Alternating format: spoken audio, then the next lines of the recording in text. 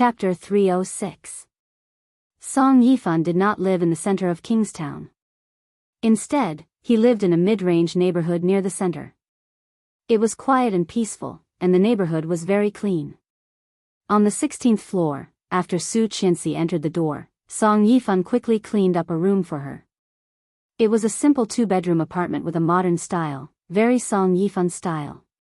While Song Yifan was cleaning up the room, Su Qianxi went into the kitchen and rummaged around. She found nothing. The fridge was empty, and many appliances had been powered off. Thinking of the suitcase Song Yifan was carrying, Su Qianxi suddenly realized that. Was he going on a long trip? In the end, he was called back by her, and as soon as he came back, he helped her a lot. Su Qianxi felt touched and guilty. When she closed the fridge door, Song Yifan happened to come out. "It's done. I'll help you move it in." Su Qianxi looked at him, nodded, and followed him into the house. The room was not big, less than 1/3 of the size of the house. However, it was clean and cozy, and there was the smell of air freshener in the air. Song Yifan felt a bit embarrassed and said, "It's a bit small. You can stay here for now. I'll get you a bigger house later." Su Qianxi smiled and whispered, "Dad, why are you so nice to me?" She was clearly not his biological daughter. Clearly, he could have completely ignored her. However, Song Yifan really treated her like a daughter, so considerate and warm. She just glanced at his suitcase, which had just passed the security check, and the date was today. He came back from the airport. Song Yifan's eyes became gentle again. He smiled and said, "Silly girl, you are my daughter." Su Qianxi's heart suddenly felt like there was an extra stove, so warm that her eyes couldn't help turning red. "Don't cry. You don't look good anymore." Song Yifan felt sorry for her. "You must be hungry. I'll take you to dinner. What do you want to eat?" Su Qianxi shook her head. "I have no appetite. I don't want to eat." "No matter how unhappy you are, you can't torture yourself. Let's go. I'll take you to eat my favorite food." Song Yifan took her downstairs. After walking for about 3 minutes, they saw a noodle house. The noodle house was very simple, and the decorations were a little old, but the hygiene was very clean. An old man was sitting at the front desk. The old man was watching TV with a big snow-white cat in his arms. Seeing them come in, a pair of blue eyes looked at them and meowed. "Meow." The old man raised his head and chuckled. "Xiao Song, you're here. Didn't you say you were going to London today? You didn't go?" "Something came up, so I came back." Song Yifan was obviously very familiar with the old man. "Let me introduce you. This is my daughter." The old man looked surprised. "Oh, you have a daughter? Aren't you single?" "Goddaughter." "Hey, she looks a little familiar. Is she Li's granddaughter-in-law? What's his name again?" "That old guy is already so old, but he still runs around." "Li Sun," she said. Yes, that old fellow." "Are you that Su?" "Yes." She was a bit embarrassed. She seemed to have a tag that she couldn't get rid of. Chapter 307. The old man's face showed that he had expected it. He clapped his hands and said, "Oh, that old man is so lucky. His grandchildren are so capable, and he can marry such a beautiful granddaughter-in-law." "Are you the wife of the second son?" "Yes, of those kids, the one I admire the most is the second son. His whole family is in the military. He went into business despite everyone's opposition and did a good job. You are so lucky to marry a man like that. Not a bad guy." Su Qianxi smiled reluctantly. Song Yifan gently pushed her inside and said to the old man, "Same old rule, give me 2 servings." "Okay." The old man immediately turned his attention and shouted, "2 servings of Song's rule." Su Qianxi heard that and immediately choked. What the hell was Song's rule? Seeing her smile, Song Yifan knew that he did not bring her here for nothing. He explained, I come here often, and they all know me. That's why they named my favorite food. Because he often came here, the shop's business was booming. After all, Song Yifan's name was very useful. Soon, the dish was served. It was a bowl of fried paste noodles. The sauce was very fragrant. Su Qianxi broke a pair of chopsticks and slowly ate it. Song Yifan also looked hungry and ate quickly, but Su Qianxi took small bites and did not have much of an appetite. It was already past 8:00 in the evening. Su Qianxi's phone rang and kept vibrating on the table. There was only one word, honey. Su Qianxi turned off the sound and let it ring. After the first call, Su Qianxi turned off the phone and put it aside.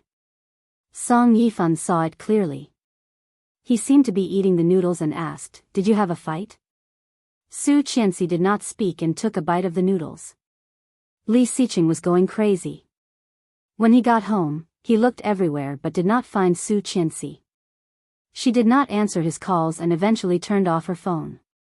Su Qianxi was becoming more and more introverted and timid. She did not have any friends or close classmates. Kingstown was so big. Where would she go? The first place that came to his mind was school. Leaving this matter to Qingyu, the second place that came to his mind was Luihan. Thinking that she was probably with Luihan, Li Xiqing's heart felt like it was on fire. He drove to Kingstown First Hospital, found Luihan's ward, and directly broke in. Luihan was on an 4-drip with a computer in front of him. The hand that was not on the 4-drip was holding the mouse and clicking quickly. Seeing Li Xiqing coming in, Luihan was surprised and then sneered. Mr. Li, how have you been? What about her? Her? Luihan immediately thought of Su Qianxi. Are you looking for Qianqian? Qianqian. The intimate address quickly ignited Li Xiqing's anger. Did she come to see you today? With such a husband who doesn't even give her the right to make friends, how dare she come to me? Luihan's hand stopped moving. She's gone. Li Xiqing pursed his lips and clenched his fists. Although she didn't want to admit it, she might have run away from home. He didn't give anyone an explanation. Chapter 308. Picking up the phone, she called Song Yifan. Song Yifan did not answer the phone on the way downstairs and into the car. On the 4th call, he finally answered. Song Yifan sounded the same as usual. Hello? Father-in-law Song. Song Yifan immediately became alert. Looking at Su Qianxi, who was pushing the shopping cart, he stopped. Is my wife with you? Su Qianxi turned around and saw Song Yifan holding the phone, looking embarrassed. She knew it was him. Shaking her head at Song Yifan, Su Qianxi pursed her lips and looked like she was about to cry. Song Yifan was scared and quickly said, No, why is Su Qianxi with me? Is she not at home? Well. Li Xiqing suddenly felt powerless. They had been married for half a year, but he found that he did not know her at all. She did not go to Luihan or Song Yifan. She was not at school or at home. At this critical moment, she could not be at the old house. So, where would she go? What's wrong? Did you two have a fight? Song Yifan asked with concern. It's okay. If you have any news about her, remember to tell me. I am looking for her. I have something very important to tell her. Oh. Okay, if I see her, I will tell her that you are going crazy looking for her. Thank you. Song Yifan hung up the phone. Seeing Su Qianxi's complicated expression, he sighed and said, He is looking for you. Okay. Su Qianxi did not react much. She turned around and took a vegetable from the shopping cart. Buy some food at home. I will cook for you in the next few days. A few days? That was great. He had never tried living with his daughter before. However, at the same time, Song Yifan felt some sympathy for Li Xiqing. Silently mourning for him for 3 seconds, he followed Li Xiqing. Seeing Li Xiqing walk out, Luihan also picked up the phone to call Su Qianxi. However, her phone was turned off. That was what he had expected. Moving the mouse, he opened the chat window with her and quickly typed, "Call me back." But after thinking about it, he still made a call to Yu Lily. Su Qianxi did not have many friends, but Yu Lily was one of them. Would she go to Yu Lily? Ah! Yu Lily's whole body trembled, and she screamed under the man's push. Oh Ming loved her lascivious look. He held her waist, turned around, and continued to fight. The phone on the bedside table rang. Yu Lily looked sideways and saw a string of numbers. There was no name, but when she saw the number, Yu Lily was so excited that her heart clenched. Oh Ming let out a low sigh, bent over, and scolded, "Bad guy, what do you want?" Half an hour later, the flames of war finally subsided. After Oh Ming entered the bathroom, Yu Lily got up and called Luihan back. "Hello?" Yu Lily's voice was very low, but she was secretly delighted. "Why are you looking for me?" Luihan looked at the time and said grumpily, "What took you so long? What are you doing?" "It's none of your business." "What?" "Hurry up and fart." Qianqian is missing.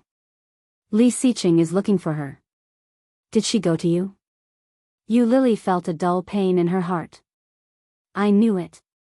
I knew it.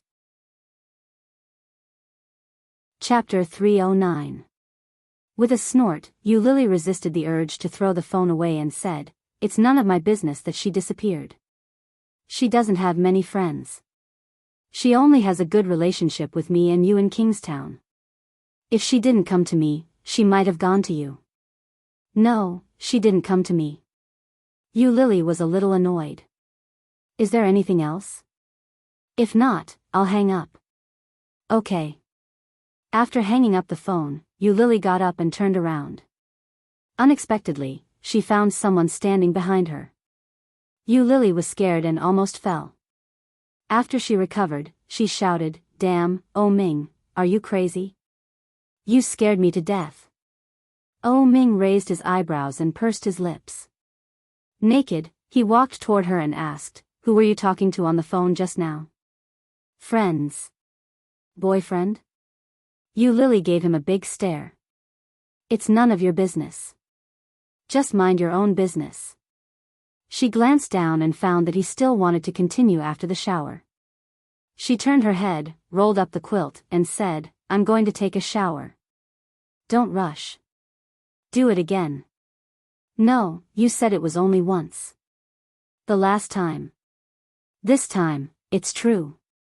Oh Ming pulled her back and threw her on the bed. Yu Lily was unable to fight back, so she gave in and let him have his way again. After that, Yu Lily was so tired that her bones were soft.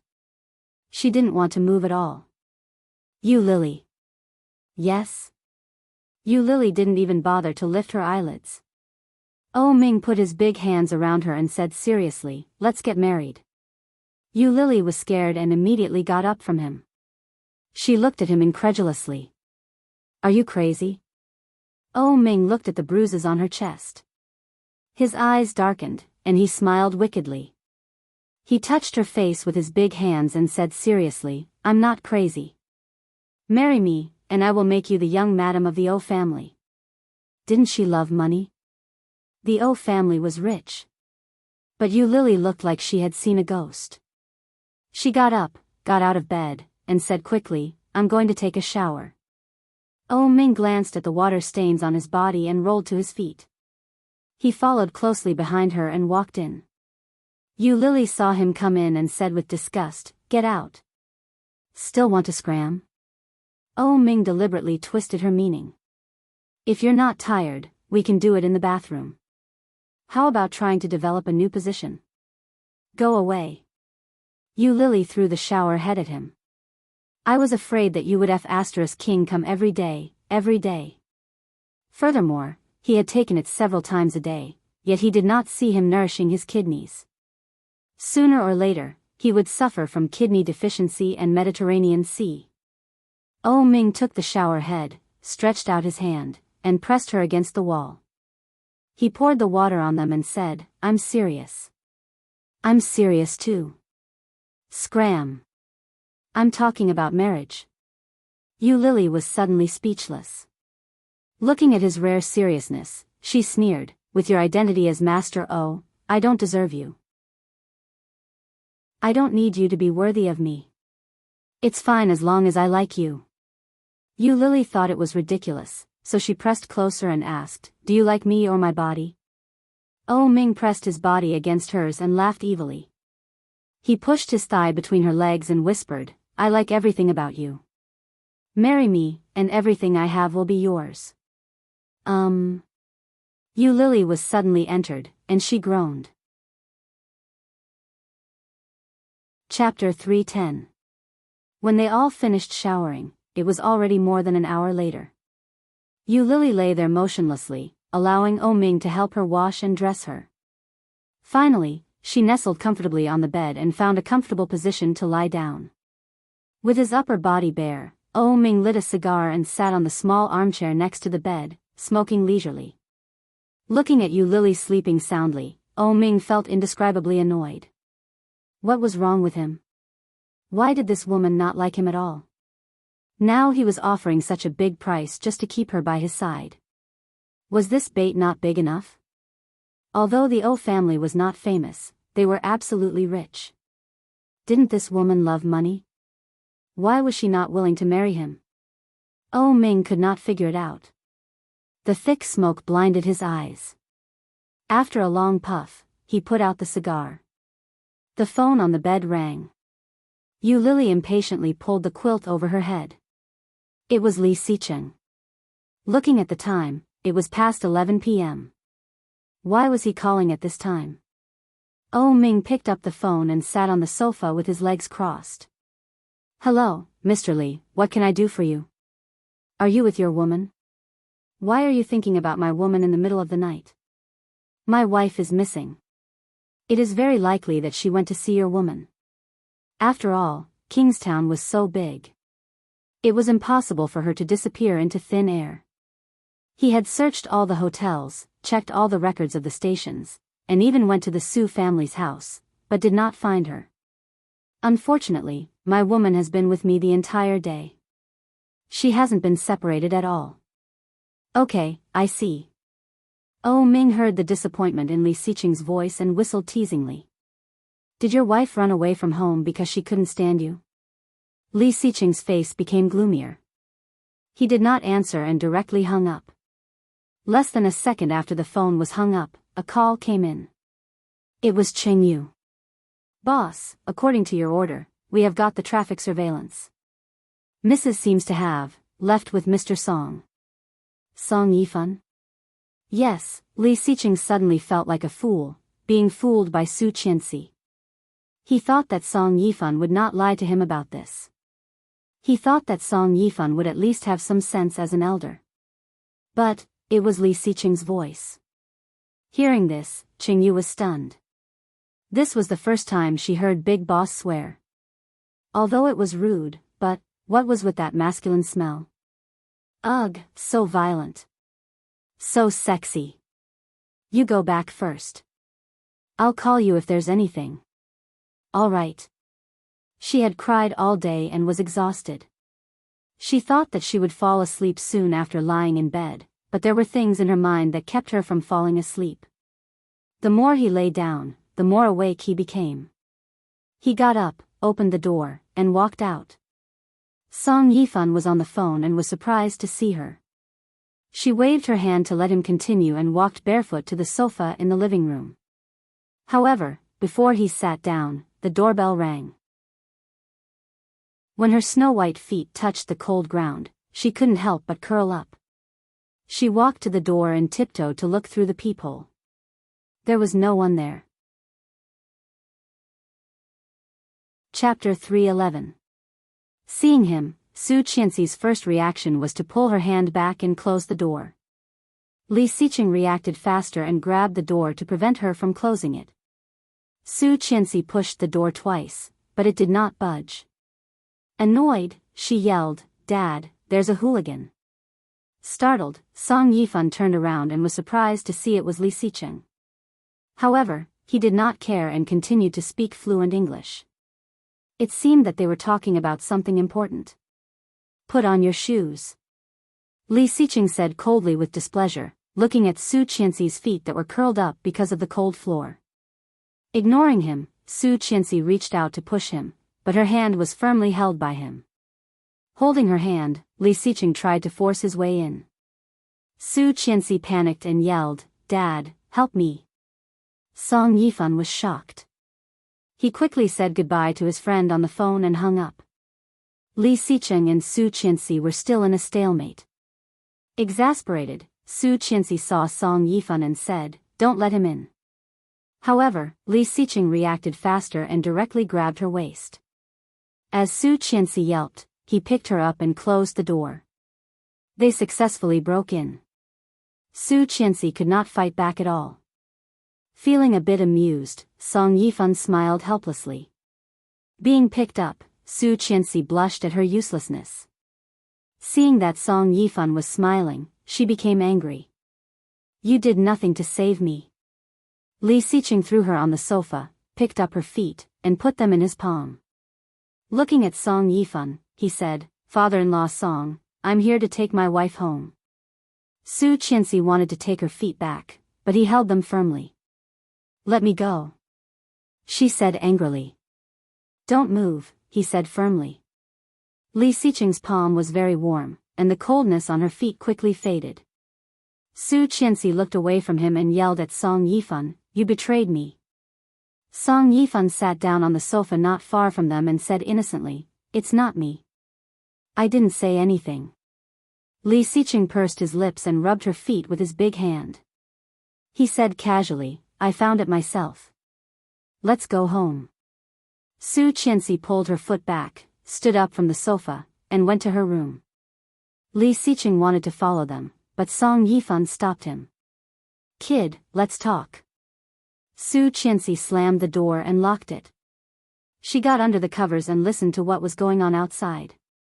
However, the door was so soundproof that she could not hear anything at all. Stealthily, he put on his shoes and opened a corner of the door. Only then did he hear some movements. "I will take care of it." The voice was intermittent, and Su Qianxi could not hear it clearly.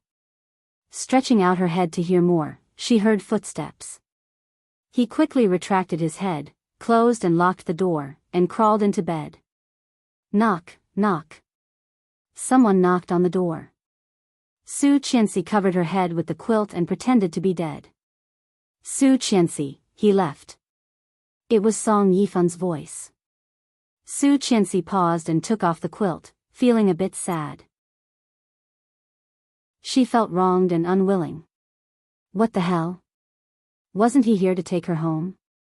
Was he leaving? Su Qianxi felt so sad that she wanted to cry. He really did not care about her at all.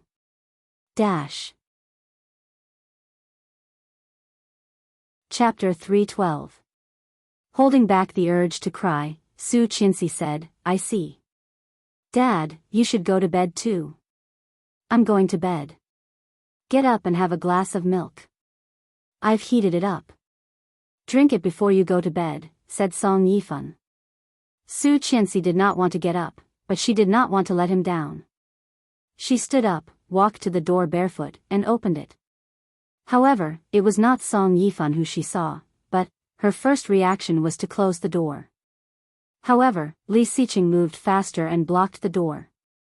Su Qianxi slammed the door hard, and there was a strong resistance when the door was closed. Bang! Ah! Li Xiqing let out an exaggerated scream. Su Qianxi was shocked and quickly let go of the door. Seeing Li Xiqing holding his fingers, she was scared and held his hand. It was already bruised. Feeling distressed, she asked, "What do you do? Does it hurt?" Li Xiqing did not answer but held her with the other hand that was not injured. Su Qianxi was startled.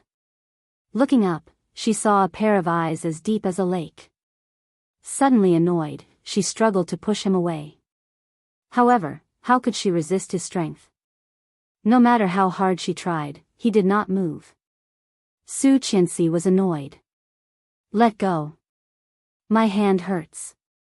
Li Xiqing looked at her pitifully. It's all your fault. You still want to drive me away. You are so heartless. Su Qianxi felt a bit guilty and immediately shut up. Looking down at his fingers, she found that they were bruised, which looked a bit scary. It looked like it was hurting a lot. What do you do? Does it hurt? It hurts. Li Xiqing complained. Su Qianxi felt a bit distressed. However, seeing the smirk in his eyes, she immediately turned around and yelled, "You are a man. You are so fragile. How dare you say that?" Song Yifan did not know whether to laugh or cry. Could a man not get hurt? A man would also hurt when his fingers were pinched. However, Li Xiqing said, "Yes. That's why I need my wife to comfort me." His pitiful tone made Su Qianxi feel bad. She looked at him again and asked in a low voice, "Does it hurt?" "Yes. It hurts." Unable to watch it anymore, Song Yifan immediately turned around and left. Su Qianxi took his hand, walked into the bathroom, turned on the faucet, and flushed it. Blood clots are difficult to treat, but cold water can relieve the pain. Li Xiqing's eyes became softer. Looking down, he found that she was still not wearing shoes. Hugging her with his big hand, she exclaimed and heard his voice. "Step on my foot." Su Qianxi looked down and found that her snow-white feet were a little red. It was cold. She didn't stand on ceremony and stepped on his foot, turned off the tap, and said, "Let go." "What are you doing? Wear your shoes." "Why are you wearing shoes?" "Go get some ice from the fridge." "Oh." He took her in his arms and walked to the kitchen happily. Opening the fridge, he asked, "How much do you want?" "1." She said. "And a towel." "Where can I get a towel?" Bathroom. Holding her in his arms, he went into the bathroom and took out a towel. "What about now?" Li Xiqing looked down at her. He found that she was blushing like an apple. Hearing his words, she said weakly, "The sofa." Chapter 313. Su Qianxi blushed even more and let him carry her to the sofa. She took the thing in his hand, wrapped the ice in a towel, and put it on his hand. His big hand was grabbed by her soft palm. The cold feeling came from her fingers and went straight to the tip of his heart. Li Xiqing's eyes became softer and whispered, "I found Rong Rui."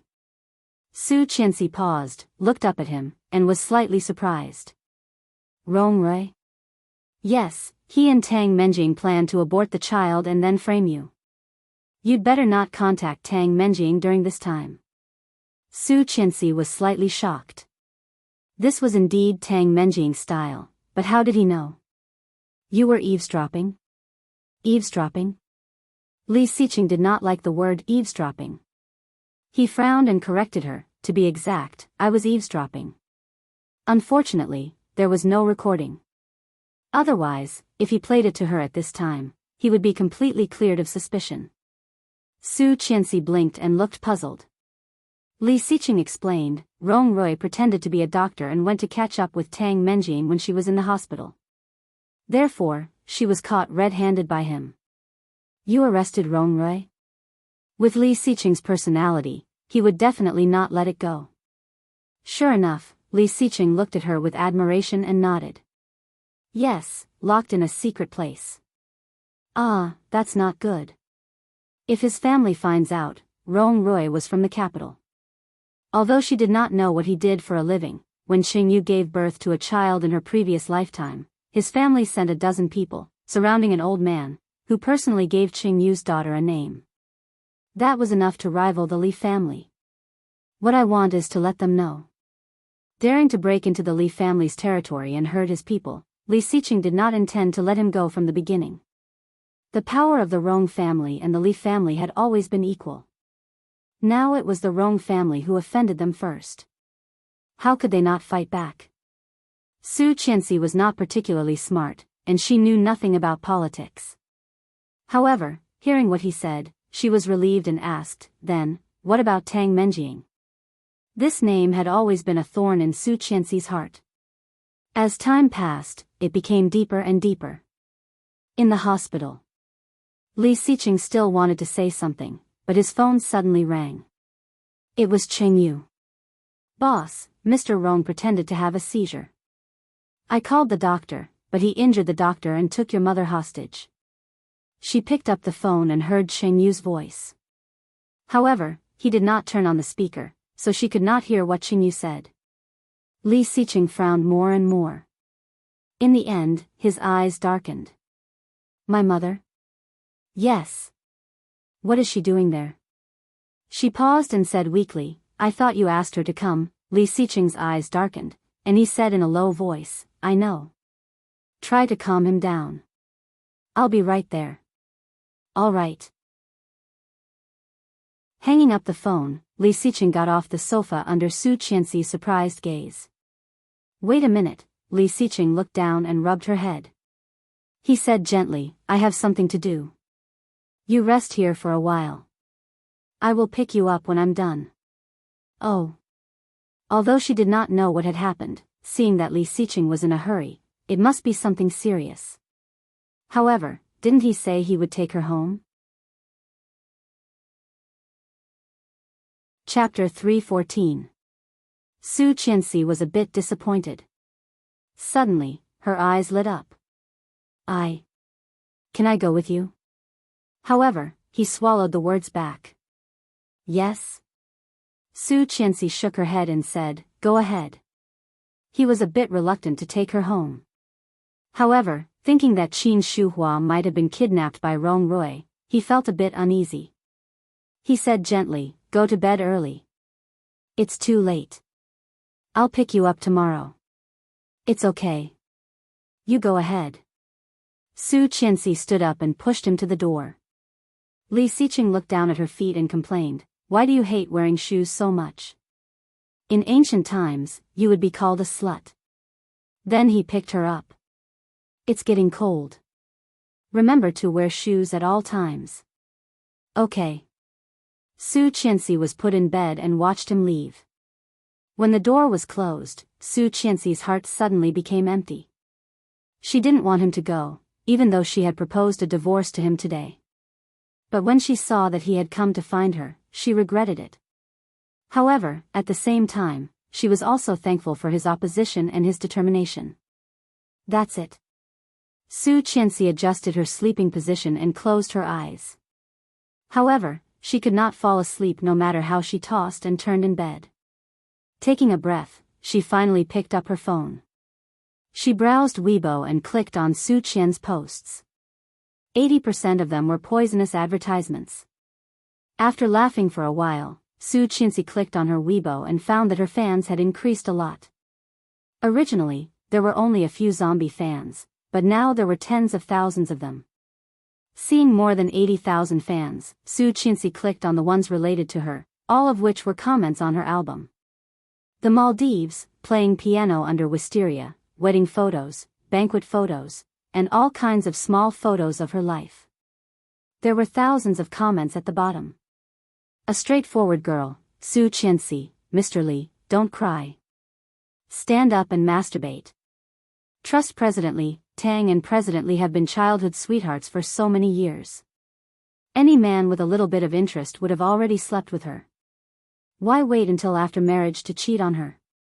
Unparalleled Q18, Su Qianxi, my goddess is so beautiful. I'm a fan now. She's perfect. One night 8 times, unparalleled Q18, of course, my goddess is the most beautiful. She is not even on the same level as Mr. Tang. Because I'm cute, Su Qianxi, Mr. Tang is too shameless. Mr. Li, don't pay attention to her. Just like President Li said, she is delusional. Su Qianxi read one by one, and her heart was full of happiness. Looking through the album, she found a recent photo with him and posted it on Weibo. Su Qianxi, I believe you. Good night. Within 10 seconds, a Su Qianxi. Good. Love money, love modesty, love thousand Su Ci, what the F asterisk CK, late at night, single dogs say that they have been stuffed with dog food and are very satisfied with your photo. Su Qianxi chuckled and replied, just get used to it. Love money, love Qianqian, Qianqian Su Ci, F *ck, I got flipped by the goddess, I'm going to buy a lottery ticket. Excited, excited, excited, there were a lot of comments below, all clamoring for a change. Su Qianxi replied for a while and felt sleepy. She charged her phone and put it on the bedside table. Chapter 315. Jianghu was located on the edge of the center of Kingstown. When Li Xiqing drove to the villa in Jianghu, it was already past 12 o'clock. Sitting in the living room of the villa, Qingyu looked at Rong Rui, who was tied up like a fried dough twist on the ground, and yawned. Hearing the doorbell, a housekeeper immediately went to open the door. When Li Xiqing walked in, Rong Rui, who was lying on the ground, sneered. Coward, you're finally here. Li Xiqing ignored him and looked at Qingyu. Where's my mom? Auntie was frightened just now. I asked her to rest in the room for a while first. Which room? Qingyu led him to the room where Qin Shuhua was. Qin Shuhua seemed to be shocked, put away her phone, and said, why didn't you knock on the door when you came in? You scared me. Li Xiqing glanced at the phone in her hand and asked, who are you talking to? Your father. Qin Shuhua's eyes were a bit evasive as she replied, I was scared to death. You actually caught the young master of the Rong family. I have to tell your father. You don't have to say it. I have an idea. This guy killed your grandson and almost caused your daughter-in-law to be raped. Everything that Tang Menjing did before must have something to do with him. Qin Shuhua was a bit surprised, covered her mouth, and exclaimed, no way, is it really him? Yes. Li Xiqing responded quietly and walked up. Are you okay? I'll send you back first. Don't come here in the future. Qin Shuhua shook her head, evading his eyes, and said, I heard that you arranged a lot of people here, so I came to have a look. I didn't expect that guy to lie to me, it doesn't matter whether he lied to you or you let him out yourself. Li Xiqing's voice was a bit cold. Mom, I know you like Tang Menjing, but I believe you have seen the video at the party clearly. This kind of woman, let alone myself, will not be able to pass Grandpa's test. After so many years, you should know what Grandpa is like. I hope you don't get on his bad side. Li Xiqing's voice was cold. Of course, Qin Shuhua knew, but she had her own difficulties. How could she be willing to let Tang Menjing coerce her and harm her daughter-in-law like this? But Qin Shuhua let out a deep sigh and said, I understand. I will go back by myself. You stay here and deal with this guy. Let me walk you out. It's too late. Li Xiqing followed Qin Shuhua and glanced at her phone. When they walked out of the living room, Rong Rui had already climbed up. His hands were tied, but his legs were free. He stood not far from the sofa, surrounded by a dozen bodyguards. Rong Rui stood in the middle of the crowd, looking at them with a faint smile. Qin Shuhua walked through the center of the living room and went straight to the door. Li Xiqing followed closely. Suddenly, Rong Rui moved and rushed toward Qin Shuhua. Under the fluorescent light in the living room, she clearly saw a silver reflection on the side of his mouth. His pupils shrank as he shouted anxiously, be careful. Seeing that he was getting closer and closer, Qin Shuhua was so scared that she forgot to move. Suddenly, she felt a weight on her body. Qin Shuhua clearly felt that she was wrapped by a strong body, and then she heard the scream of Qingyu. Chapter 316. Seeing the bright red liquid splashing out, Qin Shuhua's face suddenly turned pale. No one expected that Rong Rui would have a weapon at this time. When Qin Shuhua passed by Rong Rui, she did not deliberately avoid him, but she never thought that she would hurt her son. Tears suddenly came out, and Qin Shuhua quickly held her son and shouted, Xicheng. Qingyu looked at the dozen bodyguards around her and pinned Rong Rui down. One of the bodyguards took the little thing out of his mouth. Squatting down to take a closer look, Qingyu found that it was a switchblade. It was very small, but the knife was very sharp. The blade was about 3 or 4 centimeters long, and the whole knife was covered with blood. Li Xiqing's dark suit was half soaked, and his face suddenly became pale. Noticing Qin Shuhua's excitement, Li Xiqing looked much calmer and said slowly, "Mom, I'm fine." Qin Shuhua was even more anxious, sobbing and looking at his wound. "You're fine. There's so much blood.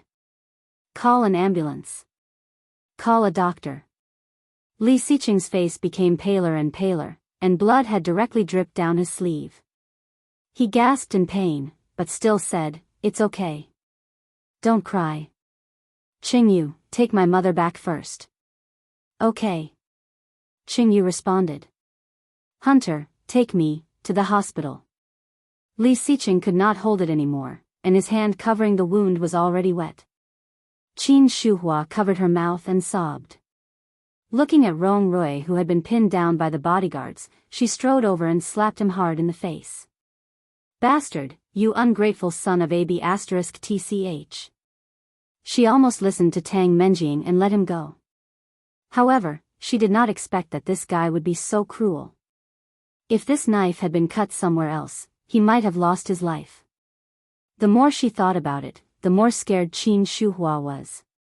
She lifted her foot and kicked him in the lower abdomen, cursing, "Bastard." Rong Rui screamed, but then he laughed very happily. Qingyu stared at him and whispered, "Pervert." Li Xiqing gave her a deep look, his face still as calm as before. Sloppy, vicious, a hacker, and highly skilled. This was Li Xiqing's impression of him. No matter how ruthless the Li family was, they were still good people and the pillars of the country. Ever since he was a child, Li Xiqing had been taught that if Li Sun did not offend him, he would not offend him. When he first caught Rong Rui, he was in a hurry to find Su Qianxi and had no time to deal with this guy. However, he never expected that Rong Rui would be so sick. Not only did he carry a knife with him, but he even hid a switchblade in his mouth. It was hard for him to imagine that a descendant of a minister or general would do something like this. However, Li Xiqing had no time to think. The wound was bleeding more and more, and his vision was a little dark. Looking at Qingyu, he said, "Don't tell my wife about what happened today. Mom, you too. Don't tell your family." His voice was getting weaker and weaker. Seeing that, the hunter picked him up and ran to the door. By the time he finished treating the wound, it was already midnight. Li Xiqing fainted because of blood loss, but fortunately, his nerves were not damaged. After stitches and a blood transfusion, he was sent to the ICU. In the dream, Li Xiqing and Rong Rui were fighting. Su Qianxi was so scared that she screamed, but she could not stop them. However, a sudden explosion blew the two of them into ashes, leaving not even a speck of dust behind. Chapter 317. What a terrible nightmare. There was no sign at all. It was the first time that she had had such a dream, and she felt more and more uneasy. She picked up the phone and dialed Li Xiqing's number, but the call could not be connected. Her heart felt more and more empty. Why couldn't he get through at this time? She checked the time. It was past 2 a.m. Li Xiqing had always been a light sleeper. If he heard the phone ringing, he would definitely pick it up. Could it be that the phone was turned off, or there was no signal? Su Qianxi was lost in her thoughts. When she dialed the 5th number, the call was connected. "Honey." Hearing Li Xiqing's voice, Su Qianxi was finally relieved. Her eyes suddenly became red and she asked, "What took you so long?" "I'm in a meeting in the United States. I may have to go on a business trip tomorrow." Su Qianxi was a bit suspicious. In her memory, there did not seem to be any important projects recently. Why was Li Xiqing so busy? What projects do you have to have a meeting so late? It's past 2 a.m. You didn't sleep well today. Go to bed early. Yes, why are you still up? I can't sleep. I had a nightmare. Su Qianxi felt wronged. She bent her legs and rested her chin on her knees. I dreamed that you had a conflict with Rong Roy, and then something happened. On the other side of the phone, Li Siqing slightly paused and looked at the hunter next to him. The hunter was bewildered by the stare and blinked his eyes in bewilderment. Silly, dreams are all opposite, which means I am very good. Hearing that, Su Qianxi was relieved and said, okay, then go to bed early. I will not disturb you. When is your flight? 6:00. Remember to have a good rest on the plane. Okay, good night. Good night. Hanging up the phone, Li Siqing's sharp eyes fell on the hunter. You told her? Who? That was the hunter's first reaction, but he quickly recovered. No, she called several times, but I did not dare to answer. In the end, he woke up and answered the phone himself. Tell Qingyu not to tell her. I don't want her to worry. As he spoke, he lifted the quilt and was about to get out of bed. The hunter was startled and exclaimed, Boss, the doctor said you'd better not move. The wound is very deep. I need to go to the bathroom. Oh, let me help you. I'm already married. The hunter was speechless. A married woman can't even be helped to the bathroom by a man? Even keeping one's chastity as jade isn't this kind of law-abiding. However, the hunter was smart enough to call Qingyu after he left the ward. Qingyu sat in the living room and watched him being tied up. This time, he couldn't even move his fingers, let alone his feet. Got it. She did not call to ask me. Even if she did, would not tell her. Qingyu yawned, feeling sleepy. That's it. Goodbye. Leaning on the sofa, she fell asleep. At about 3:00 in the morning, the door was opened, and she woke up with a fright. It was the big boss. Aren't you hospitalized? He did not look at her but at Rong Roy, who was sleeping on the ground. Close the door and beat the dog. Li Siqing's steps were very steady, and his face was very gloomy. However, because of his slightly pale face, he looked more indifferent and sharp. The hunter hurriedly closed the door, and then he heard an order from Li Siqing. Keep him alive. As for the rest, you can do whatever you want. The bodyguards did not know how to speak, but when they heard Li Siqing's order, their eyes all lit up. Chapter 318. In fact, Rong Roy had already woken up when he heard Li Siqing's first sentence.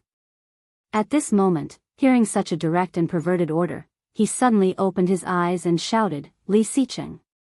My surname is Rong. Rong Haiyue is my uncle, and my grandfather is Rong Jingsheng. If you do anything to me, my uncle and grandfather will not let you go. Li Siqing heard that, curled his lips and said slowly, Really? I am just playing with a thief who broke into my family's territory. What does it have to do with them? Hearing that, Rong Roy panicked. Indeed, Kingstown was the territory of the Li family. After all, Rong Roy was just an outsider. Although the Rong family had a high status in the capital, they were evenly matched with the Li family. And he was the one who offended them first. Was he going to be defeated today? Rong Roy's face turned pale and he shouted uneasily, Li. Do it. These two cold words directly excited these bodyguards who had suppressed their emotions for many years. One by one, they moved their muscles and surrounded Rong Roy with a smile on their faces. Qingyu was creeped out and shivered on the side. Go back first and go to work tomorrow afternoon. Have a good rest. Li Siqing's words were so considerate. Qingyu was so moved that she almost cried. She nodded and quickly went out the door. Hunter watched with great interest. He crossed his arms and said, Boss, do you think these bodyguards like men? Rong Roy's current situation was completely like a little white rabbit in a wolf's den. His face was full of fear, looking like a little submissive. TSK, so poor. Li Siqing looked at him coldly and responded, That's true. The hunter was so shocked that he almost fell. That's true? What? These bodyguards had always liked men? Holy shit, this is way too explosive. The hunter looked at Rong Roy's eyes with even more sympathy. At the same time, there was a strong fear. Fortunately, he didn't completely fail the last time. Otherwise, would the big boss also reward him to this group of hungry and thirsty bodyguards? Ah! Rong Roy screamed as he took a solid punch to the face. Then, the ropes on his body were untied. Rong Roy struggled with his hands and feet, trying to escape. However, Rong Roy was not tall. He was only 178 centimeters, which was of medium height. In front of the tall and burly bodyguards, there was no way they could fight back. A bodyguard pushed him to the ground and bent his knees to press his waist. Under Rong Roy's frightened and angry eyes, he slapped him directly in the face. Pa! Pa! Pa! Then, another bodyguard lifted him up, and with a tug, the sound of clothes being torn was heard. Rong Roy was scared and shouted, "Li Sicheng, we. Ah! Let's talk, talk." Unmoved, Li Sicheng looked at him coldly. Rong Roy's pants were taken off. Sobbing, he shouted desperately, "Li Sicheng. I am the young master of the Rong family. You can't do this to me. Ah!" The screams almost broke through the sky. The hunter could not bear to look at it. Crossing his legs, he said, "Boss, are you going too far? This guy is also, do you want to try?" The hunter immediately shut up and took a step back. Chapter 319. The hunter covered his face and could not bear to watch anymore. A dozen strong men and a dozen bodyguards. If they all attacked him at once, well, it would be inconvenient. If they took turns, it would be. The hunter sympathized with Rong Roy, but Li Sicheng looked indifferent, as if he did not feel much about what was about to happen. People can't be compared with each other, and men can't be compared with each other either.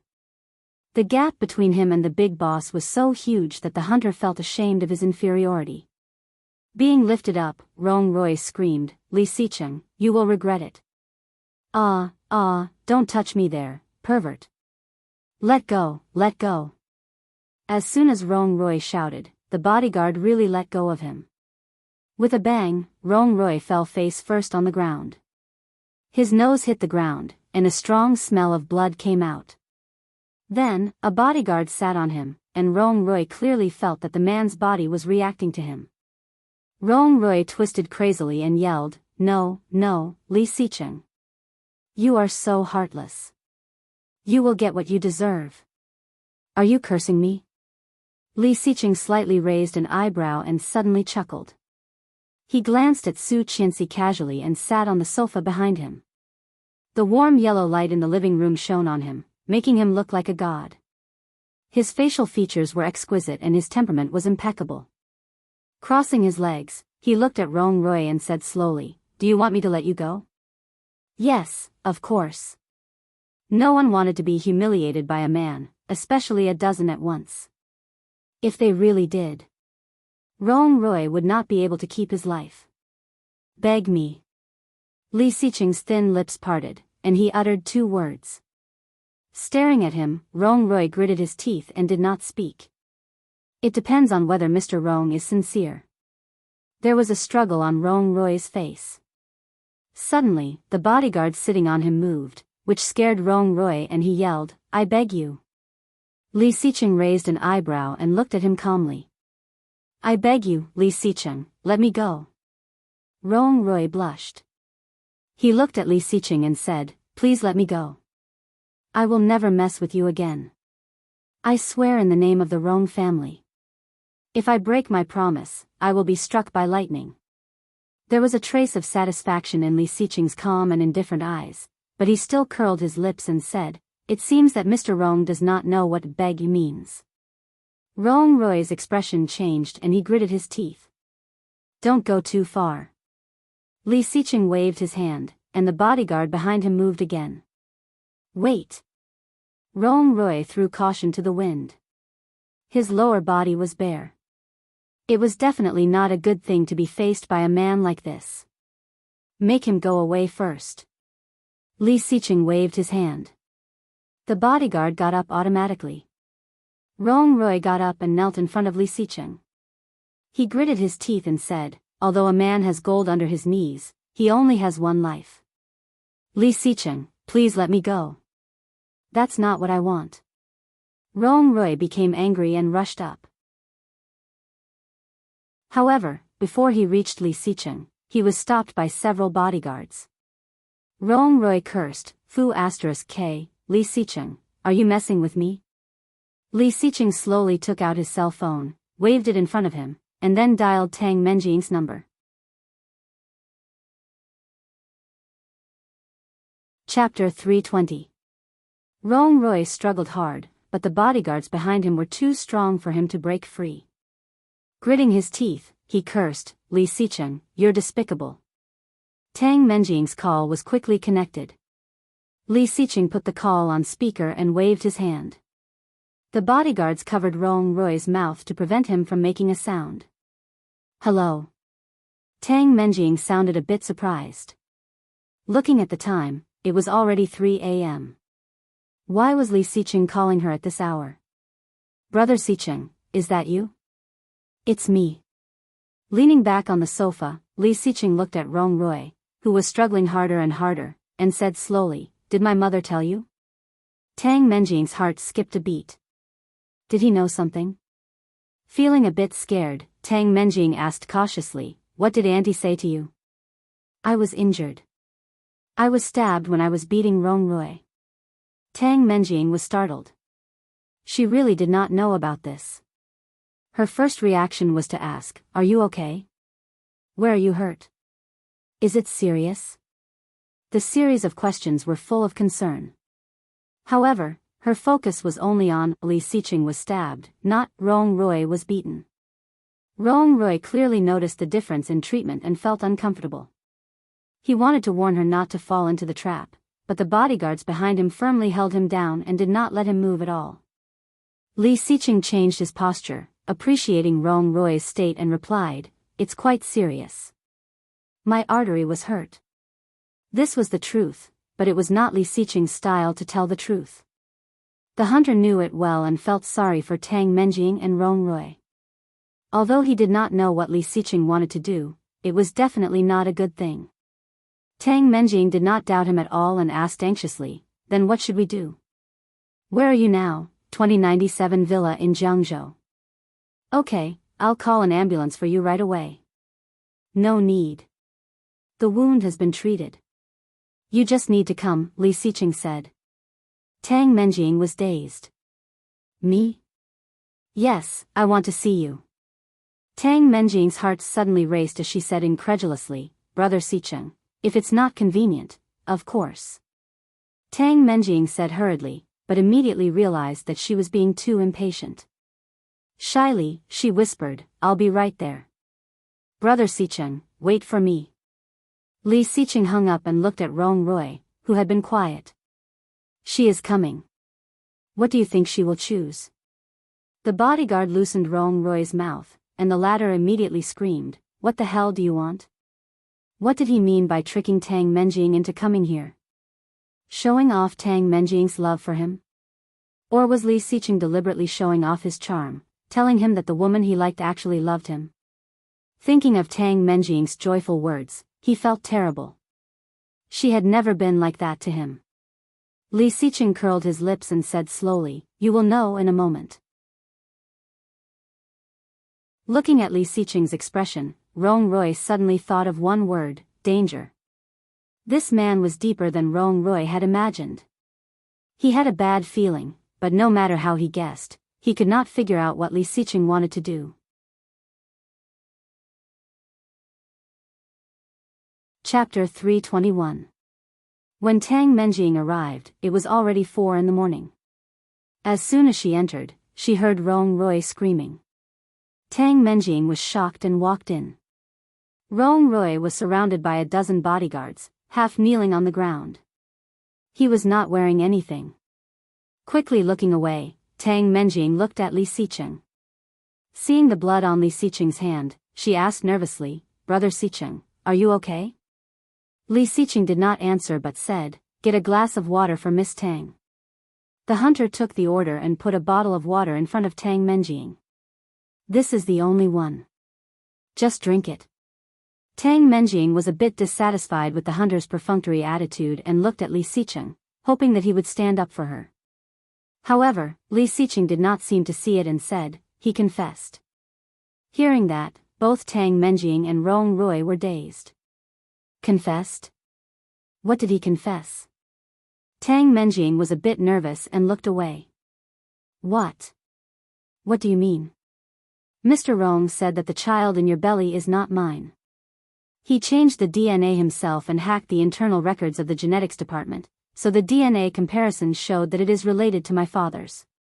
Tang Menjing's expression changed and looked at Rong Rui. Rong Rui's expression also changed. He had never thought that Li Xiqing would ask Tang Menjing to come for this purpose. This was what it meant to fabricate right and wrong, turn black and white upside down, and lie. You. Before Rong Rui finished, his mouth was covered by the bodyguard. No matter how hard he struggled, he could not get rid of it. In fact, the child in your belly belongs to a foreigner, which is clearly shown in the video he hacked. Your next plan is to find a chance to meet my wife and frame her. Nonsense. Tang Menjing's face turned pale and she suddenly stood up. How could I do such a thing?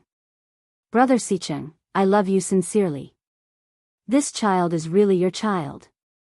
Besides, Qianxi and I are good friends. Even if we are not on good terms now, I would not do such a thing. Tang Menjing looked aggrieved. Brother Xiqing, we grew up together. Don't you know me? How could I be such a person? She had no idea how much of their conversation that afternoon had been overheard by him. However, judging from Li Xiqing's current attitude, he should not have heard much. Tang Menjing made up her mind and denied, even if you don't believe me, you should believe me. Auntie was the one who accompanied me to do the paternity test. No matter what, you should believe in your mother, right? He hacked all the surveillance and data. There's no proof no matter what you say. Gritting her teeth, Tang Menjing looked at him and said, "Why did you do this to me?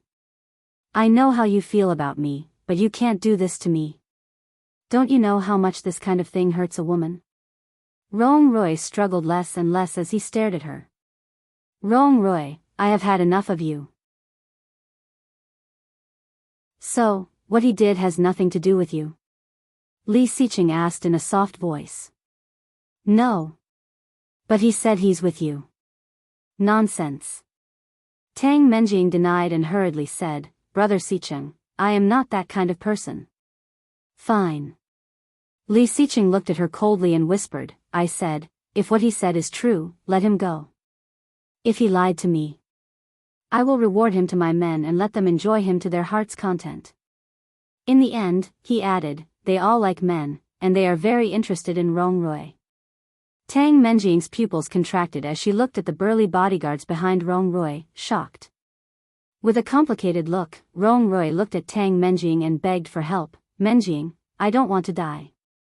Help me, I will ask you one last time. Is what he said true or false? In other words, Tang Menjing could decide Rong Rui's fate. If it was true, he would live. Chapter 322. If it was true, he would live. If it was false, he would rather die. Tang Menjing pinched her arm, looking at Rong Rui who was begging for help. She suddenly panicked. As if to cooperate with Li Xiqing, one of the bodyguards had moved behind Rong Rui and put his hand on Rong Rui's lower body. Rong Rui shivered and begged Tang Menjing, Menjing, I have done so much for you. I don't ask you to repay me, but you can't just watch me die. If he really fell into the hands of these people, Rong Rui was afraid, everyone knew what the result would be. Tang Menjing was not a fool. On the contrary, she was very smart. However, because of her cleverness, Tang Menjing knew very well what would happen to her if she confessed at this time. Clearly seeing the struggle on her face, Rong Rui was delighted. He knew it. He knew it. She would not just watch him die, would she? She would not leave him to die, would she? Rong Rui. Tang Menjing's voice was dry and hoarse, looking indifferent. Rong Rui's excitement seemed to have been poured with a bucket of cold water, freezing his heart. No way, no way. However, what Tang Menjing said next made him collapse. She said, "How can I confess to something I did not do?" His strength seemed to be drained, and he could not get up again. The hunter looked at Rong Rui sympathetically and asked, "Boss, what should we do?" Li Xiqing gave Tang Menjing a deep look and said slowly, "He is yours." The bodyguards were excited, looking at Rong Rui with unspeakable passion and excitement. They rubbed their hands and surrounded Rong Rui. And Rong Rui was no longer struggling like before. His eyes were blank, staring at Tang Menjing. His heart was dead. There is nothing sadder than a dead heart, and the death of a person, letting his body be manipulated. Rong Rui no longer showed any signs of struggling. Tang Menjing did not dare to look at his eyes. She turned her head and looked away. She knew that he was good to her. But she could not. If she admitted it now, it would be a slap in the face. At that time, she would be finished. The Tang family would be finished. Everything would be finished. She couldn't ruin the entire Tang family for her own selfishness. For now, he could only borrow Su Qianxi's hand. Tang Menjing's eyes reddened as she heard the rustling sound not far away. Her heart felt like it was being cut by a knife. However, he did not utter a single word. "Let's go inside." His voice was deep and meaningful.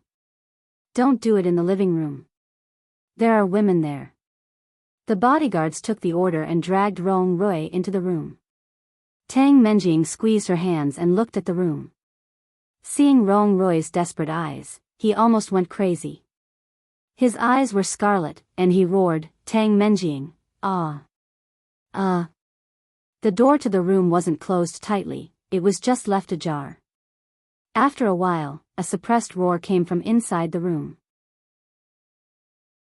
There was also the sound of their bodies colliding. Every sound was stimulating her nerves. Rong Rui, bang! The door was closed, blocking all the sound inside. Tang Menjing fell onto the sofa, her face pale. Chapter 323. She was the one who pushed him into the abyss. "This is the house I prepared for you. Do you like it?" Li Xiqing suddenly said with a meaningful tone. Tang Menjing was a bit absent-minded. Hearing his words, she looked at Li Xiqing. However, she was caught off guard and met his deep eyes. He said, "Take this house as a meeting gift from me to my child. From today onwards, you can live here." Child, a gift to the child? So, he had accepted it? Tang Menjing looked at him in a daze. "You can have all the bodyguards in the house.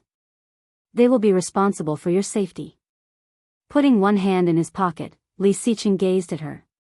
Under the light in the living room, Li Xiqing seemed to have a lazy glow, making him look like he had walked out of a painting she had secretly drawn. So dazzling and charming, Tang Menjing's heart skipped a beat, looking at Li Xiqing.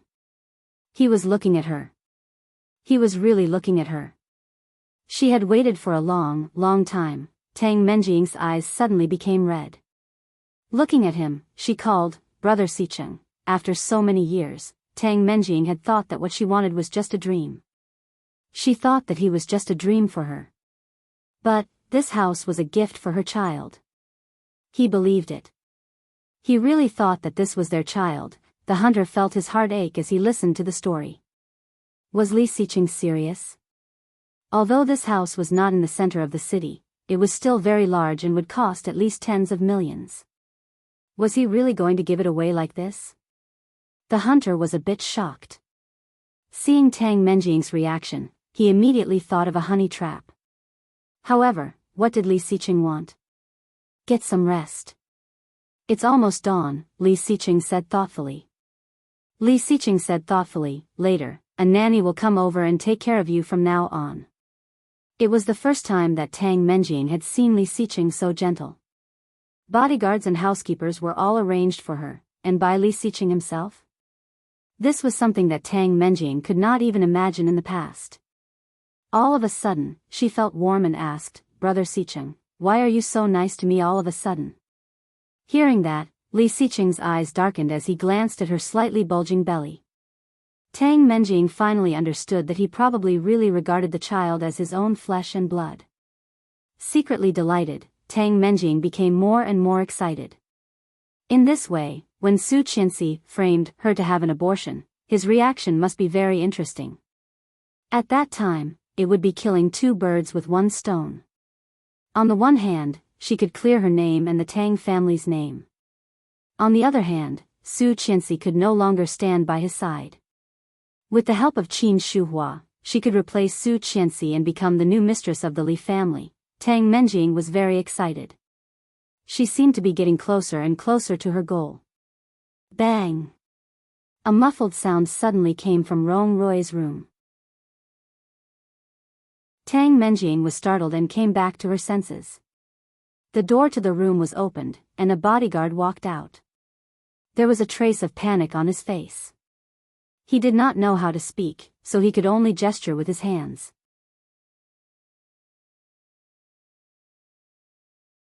Chapter 324. Suicide. Hearing these two words, Tang Menjing's heart suddenly trembled. Seeing the bodyguard nodding, Li Xiqing looked at Tang Menjing. She covered her mouth and turned pale with fright. There was shock and fear, but there was no reluctance or sadness. Li Xiqing seemed to have seen through her feelings for Rong Rui and couldn't help feeling sorry for him. Waving his hand, Li Xiqing said quietly, "Take him to the hospital." It had been 3 days. Rong Rui had been trapped here for 3 days. His hands were handcuffed to the bed. Only when he was physically required would he be taken to the bathroom by 2 strong bodyguards. For the rest of the time, he was trapped in bed, without freedom or direction. Rong Rui looked at the ceiling, his eyes empty. Instead of being sent to the hospital, he was sent to another villa under Li Xiqing's name. Just at the door, there were 2 bodyguards and 2 nannies guarding his bed. He had to say that Li Xiqing was really considerate and cunning. Rong Rui never knew that a person could be so despicable. He set him up, set Tang Menjing up, and treated him like a fool from the beginning to the end. After being dragged into the room by the bodyguards, Rong Rui almost thought that he would be killed by them. However, they took him to a screen and let him see Tang Menjing's expression clearly. Tang Menjing's fear, joy, calculation, surprise, and the look on her face after hearing that he had committed suicide. All these scenes made him disheartened. He thought that she would see him. He thought that no matter how heartless she was, she would not leave him alone. However, reality was like a fiery slap, ruthlessly slapping his face. Ha! Ha ha ha! Rong Rui smiled and looked at the ceiling, but there were tears in his eyes, like a wounded clown, sad and ridiculous. "Hey, what are you doing?" A teasing voice came in, and Rong Rui looked at the door. It was Li Xiqing's assistant, the woman who had fought with him twice. She looked at him, her eyes smiling into a beautiful crescent. "Why don't we talk?" Rong Rui was sent to the hospital, and Li Xiqing followed him. Tang Menjing fell asleep in the room Li Xiqing arranged for her. When she woke up, it was already noon. She stretched her back comfortably, and before she could say anything, a maid came up to greet her respectfully. Her attitude was humble, and she bent her knees respectfully. This was simply the same treatment as imperial concubines in ancient times. Tang Menjing was very satisfied. She squinted and enjoyed the maid's service. During the whole process, Tang Menjing did not say a word to the maid. After washing up, Tang Menjing went out for breakfast and walked elegantly to the garden. She found that the backyard and the front yard were surrounded by 2-meter-high walls with beautiful murals. The 2 maids quietly followed Tang Menjing and walked around the entire villa. In the afternoon, Tang Menjing went back to her room with satisfaction. Pushing open the window, he wanted to take a look at the scenery outside. To his surprise, he saw the backyard garden outside the window. Looking further ahead, he saw a thick wall. The exquisite murals painted in the style of ancient Roman mythology depicted a touching legend. It was already autumn, but the flowers and grass were still flowers and grass. The wind was blowing, the grass was swaying, and the flowers were shaking.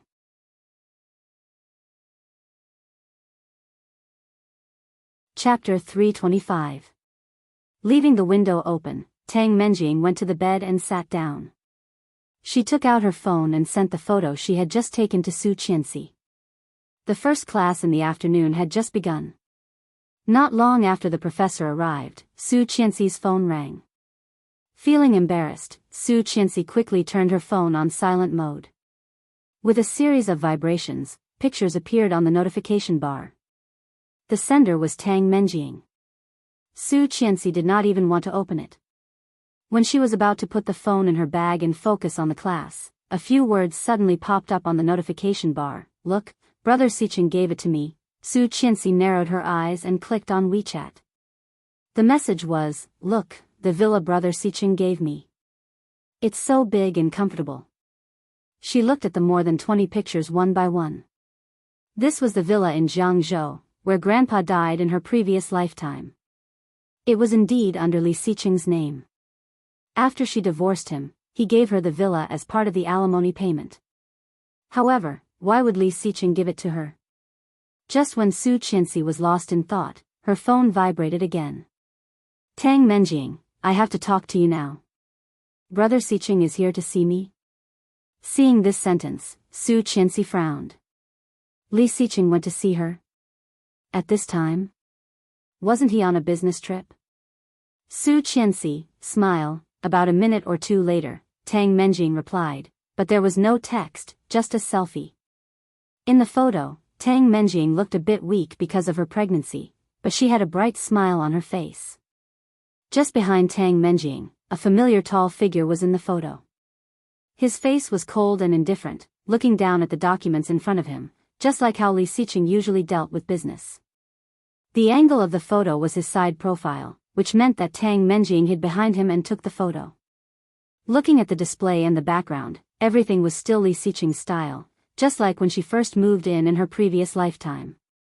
Su Qianxi withdrew her hand and looked at the man in the photo incredulously.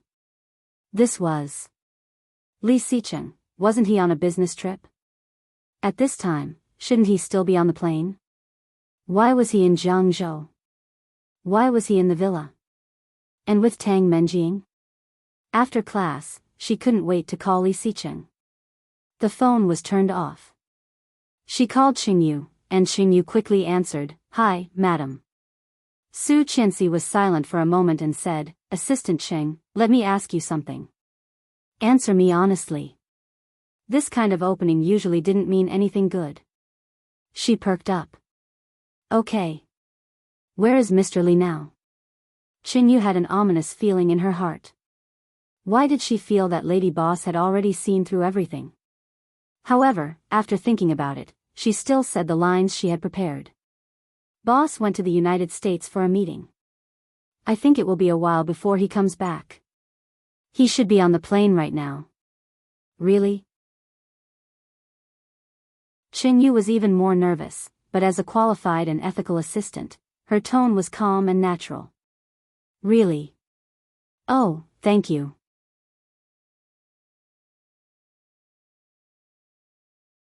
Chapter 326.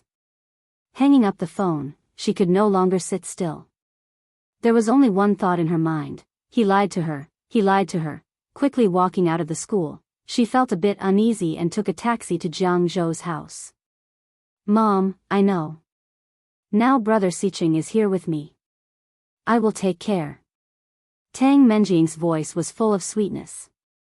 Her big eyes seemed to be fixed on Li Sicheng, not moving away at all. Sitting on the sofa, Li Sicheng had a contract in front of him. Hearing her charming voice, there was a trace of imperceptible disgust in his eyes. Tang Menjing did not notice it at all. It seemed that Mrs. Tang had said something embarrassing on the other side of the phone. With a shy face, Tang Menjing said, Oh, Mom, what are you talking about? I don't want to talk to you anymore. That's it. I'm hanging up. Her cheeks were red, and her face was full of love. At this moment, Tang Menjing was indescribably seductive, mature, and overflowing with the brilliance of motherhood. However, Li Xiqing was not moved and said, I have talked to your parents. From today on, you will live here. They will be responsible for your safety. Li Xiqing pointed at a row of bodyguards standing not far away. There were not many, just 20. Then he looked at another row of women, ranging in age from teenagers to 30s, all young and respectful. They will take care of your daily life. The number of maids and nannies was the same, 20. Tang Menjing was both touched and surprised. Blushing, she said, Brother Xiqing. Are you serious? Our child is not even born yet, and you have already spent so much on him. When he is born, you will spoil him. Li Xiqing's eyes lit up. Our child. Li Xiqing felt disgusted for no reason. Resisting the urge to leave immediately, he gazed at her with a pair of dark eyes. The complexity at the bottom of his eyes made it difficult to see what exactly he was feeling. Tang Menjing felt even more excited. Looking away, she asked nervously, What? What's wrong? Was it because she was particularly beautiful today? It was said that people were in high spirits when they were happy, and it was true. Tang Menjing touched her face and couldn't help curling her lips. It won't be for nothing. Li Xiqing's voice was cold and deep. We can get it back soon. Hearing that, Tang Menjing nodded and whispered, If the child is like you, he will be very successful.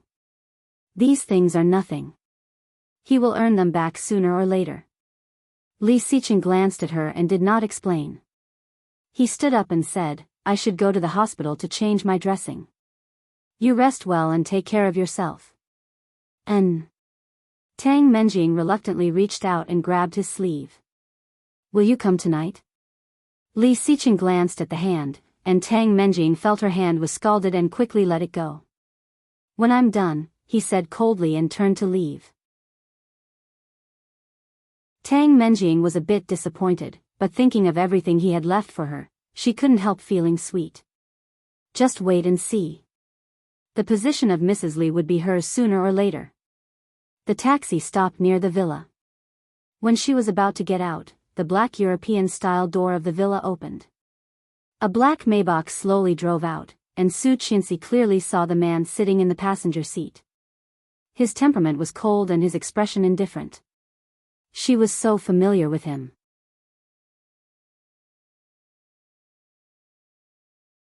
Chapter 327. Su Qianxi's heart felt like it had been pierced by a hedgehog. It was so painful that it felt like it was about to be torn apart. Her eyes were hot, and tears rolled down her cheeks. He lied to her, he lied to her. He was really here, with Tang Menjing. But why, wasn't he on a business trip? Didn't he go to America? Even Xingyu was lying to her. Taking out her phone, she clicked on the number on the top of the contact list and dialed it. This time, the phone was not turned off. Su Qianxi glanced at the time. It was past 5 p.m. With a hint of sarcasm in her eyes, she suddenly chuckled. So dedicated. At this time, the plane had already arrived in New York. Turning on the phone at this time was indeed perfect. The call was quickly connected. Before he spoke, Su Qianxi said, Honey. He did not expect that she would be so passionate today. Hearing this word, all the gloominess was gone. Frowning, he said quietly, Honey. These two words were said casually, but they were filled with his deep feelings and tenderness. However, in Su Qianxi's ears, it was like the ultimate punishment, trampling all her dignity on the ground. You're on a business trip today? Yeah. He paused, seeming to be thinking. After about a second, he said, Just got off the plane. Liar. Su Qianxi's heart skipped a beat, and she burst into tears. She immediately covered her mouth, fearing that she would cry out loud. What's wrong? He asked softly, his voice extremely gentle, with the most considerate intimacy. Is class over? Seeing her like this, the taxi driver considerately took a tissue for her and handed it to her. She wiped her tears with the tissue, took a deep breath, and tried to make her voice sound calm. She asked, "Yeah. You know, I just saw someone who looked like you. I thought it was you, but it turned out that I was wrong." Li Xiqing's voice sounded nice. He teased, "Did you miss me?" She frowned and blushed. After a few seconds of silence, she slowly replied, "No, not at all. Don't be sarcastic. I won't laugh at you." He leaned back in his chair and said in a low voice, "I miss you, too." Liar. Su Qianxi blinked, and hot tears rolled down her cheeks again. Her voice was choked with sobs. "Mr. Li, I'm so tired. So tired, so tired." She felt that she could not love him anymore. He didn't want her. He didn't like her. She knew it. She knew it all. But why did he lie to her? Since he loved Tang Menjing, why did he have to torture her in such a cruel way? What's wrong? Li Xiqing frowned and asked with concern, "Are you under a lot of pressure?" "I miss you." He finally relaxed his frown and whispered, "I'll be back soon." "Good girl." Su Qianxi covered her mouth with one hand and hung up the phone. Finally, she could not help but burst into tears. When the phone was hung up, Li Xiqing's heart felt warm as if it was burning. This woman, Li Xiqing couldn't help curling his lips. However, the hunter exclaimed, "Boss, your hand is bleeding again." Li Xiqing glanced at it and did not notice when it was bleeding. At the same time, he felt relieved. Fortunately, he was on a business trip. Otherwise, she would be worried if she saw it. "Go to the hospital." The hunter took the order and drove in the direction of the first military hospital.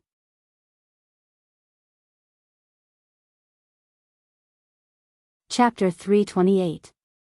2 days was not a long time. However, for Tang Menjing, it was extremely difficult. "Maid, I want to eat sour plums." "Laurel, I want noodles." "What's wrong with you? You can't even do such a small thing. Brother Xiqing must have fed you for nothing." "Hey, why are you looking at me like that? Do you know who I am?" Tang Menjing ordered the maids and nannies around, satisfying her desire to be the hostess. However, at the same time, she felt empty and disappointed. After ordering the maids around, Tang Menjing went to sleep. When she woke up, she was so bored that she wanted to spit bubbles. Suddenly, Tang Menjing remembered the most important thing she had not done yet. She was going to Li Xiqing's company. And she was going to ask Su Qianxi to lend her a hand. Although he had told her not to go out easily and to stay at home, wouldn't it be more meaningful if she could send the child away without his expectation? Without hesitation, Tang Menjing picked out a loose dress from the closet that showed off her belly and put on delicate makeup. The woman in the mirror was exquisite and mature. Her beauty was beyond comparison. Tang Menjing put on her bag with satisfaction and walked out. Seeing Tang Menjing so energetic, the two maids who were guarding the door looked at each other and immediately followed her. "You don't have to follow me. I will go out for a walk." Tang Menjing became impatient when she saw them. They were all mute, and only Laurel could speak. How boring. Laurel, the maid's supervisor, quickly came over and shouted, "Miss Tang, what are you doing?" "Do I need to tell you?" Tang Menjing said grumpily. "Mr. Li said that you should take a good rest. If you are not well during pregnancy, it will be hard for you to give birth."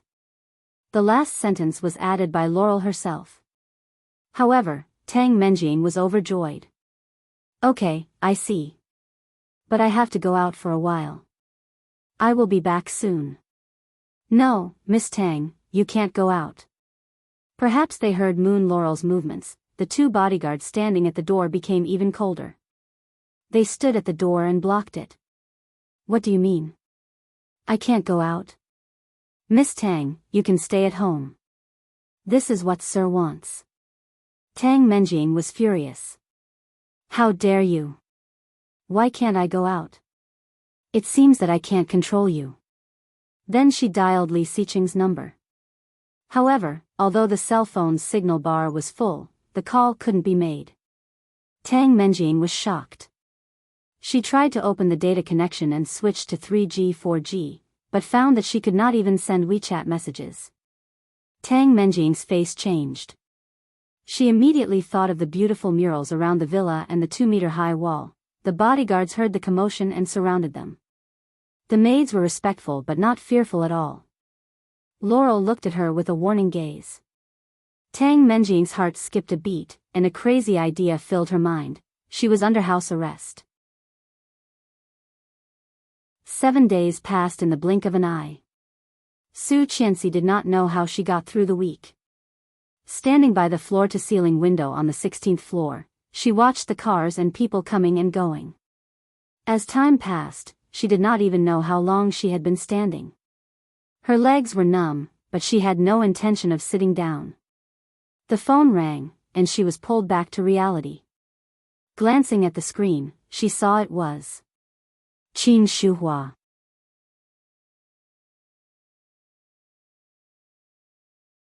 Chapter 329. She met Qin Shuhua at her favorite French restaurant. In her previous life, she had studied table etiquette in order to please Qin Shuhua. She had crammed the knowledge in this area so that she wouldn't be embarrassed when she invited Qin Shuhua to dinner. However, later, she found out. It was not that she was not good enough, but Tang Menjing was too good.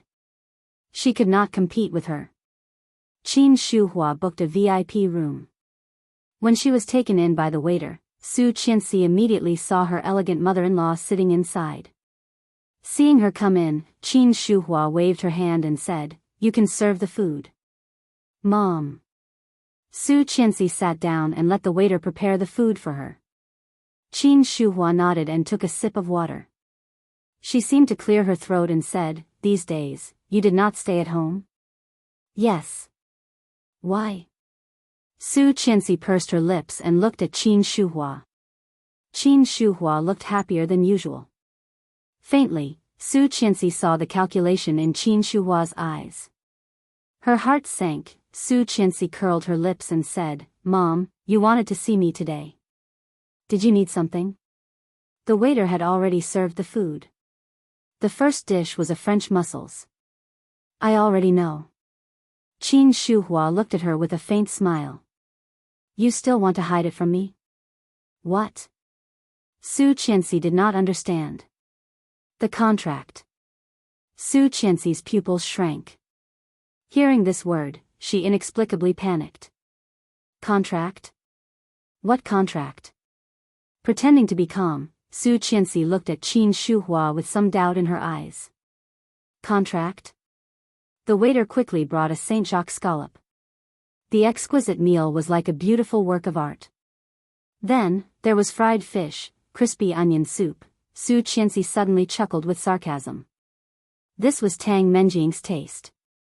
Qin Shuhua seemed to also notice that Su Qianxi had noticed. She coughed and said, "I am a little hungry, so I ordered first. If you do not like these, you can order something else." "Okay." Qin Shuhua dismissed the waiter and said, "Let's eat first. We will talk after eating." However, there was a stone in her heart that Su Qianxi could not eat. Moreover, none of these were what she liked to eat. After taking a few bites, she couldn't eat any more and went straight to the point. "Mom, why did you call me today? Are you full?" Qin Shuhua glanced at the almost untouched dishes in front of her. What a waste. What if Su Qianxi was also angry and sneered, "Mom, all these are Tang Menjing's favorites. I don't like to eat this kind of food at all. If you don't want to waste it, shouldn't you ask her out?" Qin Shuhua did not expect Su Qianxi to talk back and looked at her in surprise. Su Qianxi glanced at the time on her phone and said, "Why don't we call her now and ask her to come here? Maybe she can catch up with the heat." "What do you mean?" "Mom, what do you mean?" Qin Shuhua was furious. She opened her purse, took out the contract she had hidden, and threw it at Su Qianxi. Su Qianxi's heart skipped a beat, and her arrogance disappeared in an instant. Looking down at the 4 words, her mind went blank. Divorce contract? How did it fall into Qin Shuhua's hands?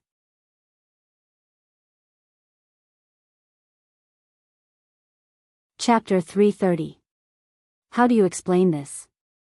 Qin Shuhua sounded a bit angry. Divorce contract? I didn't know you were so scheming and capable. I really don't know how Captain Li fell for you. For the title of Mrs. Li, you and your mother have set up such a big trap. Su Qianxi's heart raced. However, looking at the furious Qin Shuhua, he calmed down. He looked at her coldly and asked, "Where did you get this thing?" Divorce contract. 1 year. Now it had been almost 7 months, and there was less than half a year left. On it was her signature, Li Xiqing's signature, and the lawyer's seal. You don't need to know where I got it. Qin Shuhua seemed a little agitated. She stood up and said, "You had such an agreement with my son from the very beginning. Then, who is the father of the child you miscarried?" Su Qianxi seemed to have returned to her previous lifetime, when she was despised by everyone. Qin Shuhua's expression still did not change at all. However, Su Qianxi was no longer that Su Qianxi. With a cold face, Su Qianxi also stood up and said slowly, "Mom, I call you Mom because I really treat you as my mother." Qin Shuhua looked at Su Qianxi incredulously, not expecting her mother to talk to her like this. "But are you sure that what you are doing now, is behaving like a mother? If my child is not Li Xiqing's, do you think your son will let me go? Do you think Mr. Li can tolerate me putting on such a big green hat for him?" Qin Shuhua paused. Indeed, no one knew Li Xiqing better than she did. Li Xiqing's personality was extremely domineering, and he could not tolerate even a grain of sand. "I know that you have never liked me and have never treated me as your daughter-in-law. I know that. But why are you trying so hard to bring Li Xiqing and Tang Menjing together?" Su Qianxi really could not figure it out. "Last time at the party, you clearly saw that the death of the child had something to do with Tang Menjing. If it were not for her, my child would be almost 7 months old now. Maybe before the new year, the child would be born. In less than 2 years, he might be able to call you grandma and call me mom." Qin Shuhua was a bit moved. Looking at Su Qianxi's hateful face, she was a bit dumbfounded. She thought that Su Qianxi had no temper. It turned out that the little woman who only knew to stand behind Li Xiqing or Li Sun could have such a powerful side. "But, Mom." Su Qianxi looked pained. "The child is dead, killed by Tang Menjing. You did not question her or scold her. Why are you doing this to me now? Mom, this is too unfair." Qin Shuhua looked at her and coldly laughed. "I'll believe that the child is my son's, but what about yours? How do you explain that?" Su Qianxi looked at the divorce contract in front of her, and a white light flashed in her mind. Things that she could not figure out before suddenly became clear. He chuckled softly, and an indescribably complicated expression flowed between his brows as he slowly said, "Did he ask you to find me?" "Him? Li Xiqing?" Qin Shuhua looked at her in surprise. Su Qianxi's eyes became more and more wet. He wanted to divorce early so that Tang Menjing and his child could officially become part of the Li family, right? So, this secret that only belonged to them appeared in Qin Shuhua's hands, so that she could force her to divorce, right?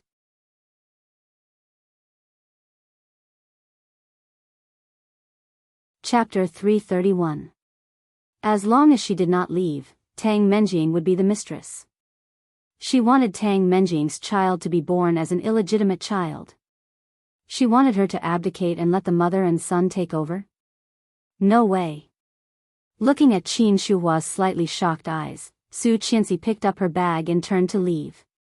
After paying the bill, Su Qianxi took a taxi and went home. Su Qianxi thought she would cry, but after getting in the car, she unexpectedly found that her heart was extremely empty. Her eyes were strangely dry.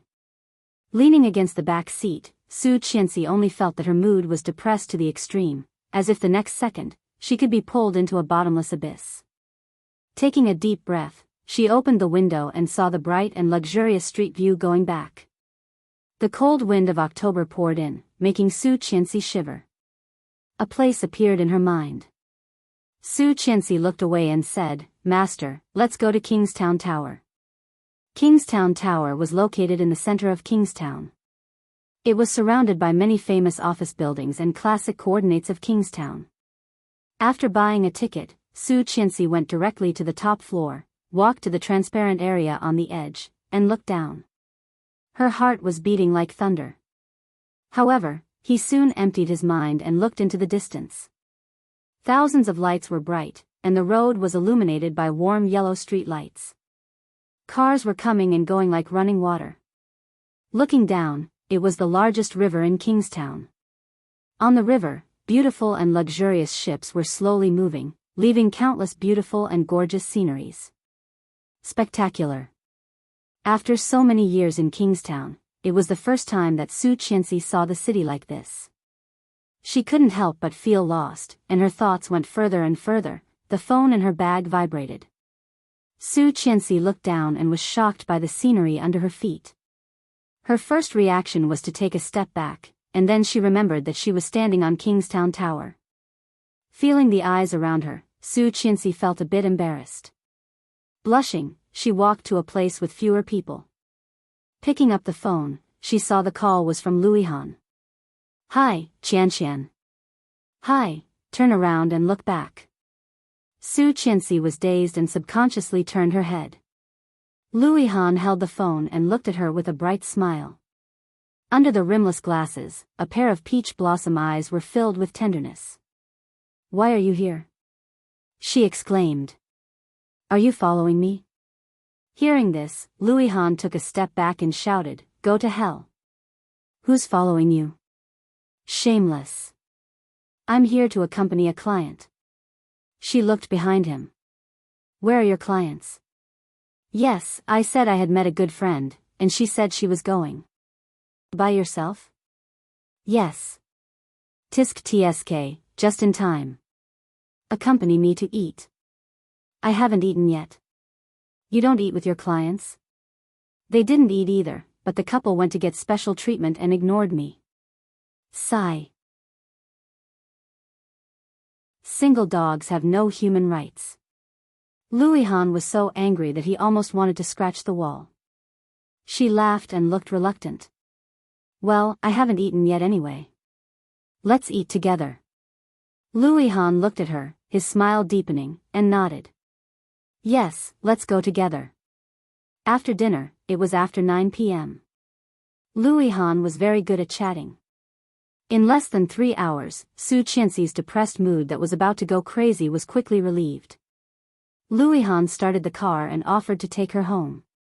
She did not refuse and directly told him Song Yifan's address. Chatting and laughing along the way, they soon arrived at their destination. Luihan parked the car at the gate of the community and walked Su Qianxi up. However, just as she reached the bottom of the stairs, a figure forcefully bumped into her eyes.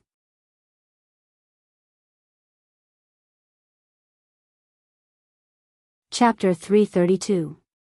Li Xiqing stood in the light of dusk, wearing a dark gray trench coat.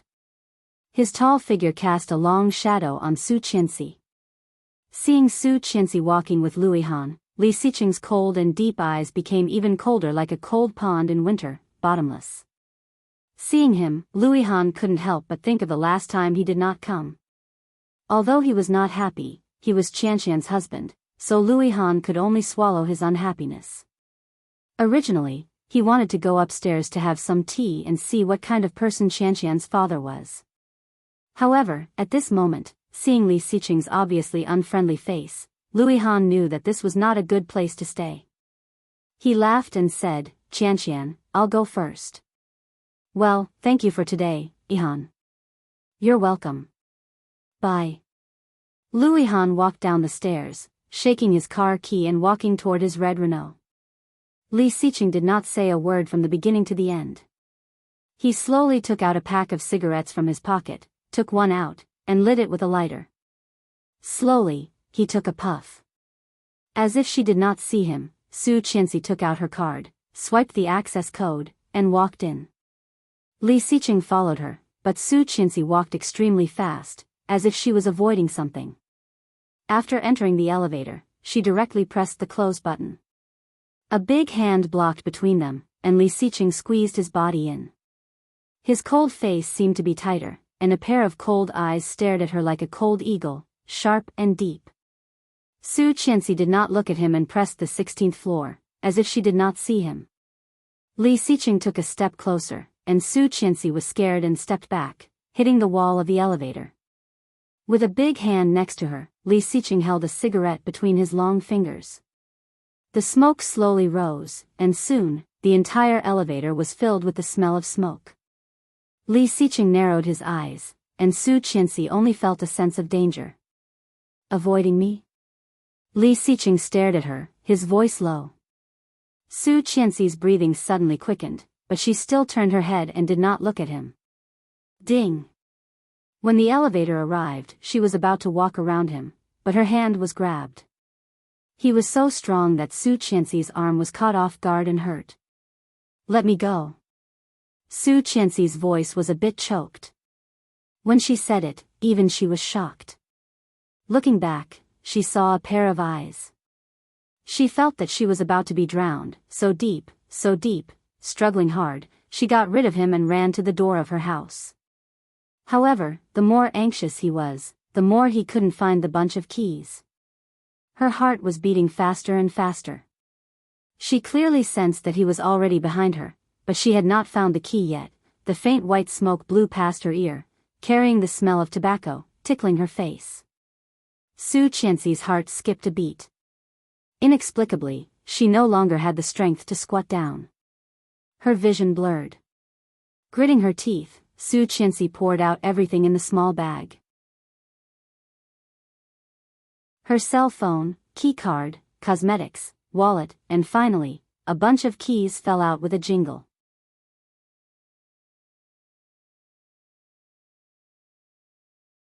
Chapter 333. Picking up the things one by one, she put them back in her bag and stood up. Su Qianxi looked up at the man behind her who was almost leaning against her. The familiar smell, the strong male hormones, and the face that she knew so well, Li Xiqing stretched out his hand and pressed her against the wall. His deep and cold eyes were even more intense, as if he was going to suck her in. She looked up at him and felt a lump in her throat. Guilty? Li Xiqing's voice was deep and mellow like the sound of a cello. She bit her lower lip, turned her head, and reached out to push him away. However, Li Xiqing did not move at all. He looked at her with a deeper gaze. Pressing her down, he did not let her escape and said slowly, "What are you afraid of? Tell me." Su Qianxi did not speak. Tears ran down her cheeks and wet her face. Li Xiqing's eyes softened a bit. Holding her hand, he took her key and said, "Go in. It's cold outside. Don't go in." She sobbed but was firm. "If you have anything to say it here. I will go in and help you move your things. I will take you home. This is my home, Mr. Li. You go back. I will not go back with you." Li Xiqing narrowed his eyes and looked dangerous, but he still said patiently, "Don't be naughty. It is not good to disturb father-in-law Song. Dad went to London.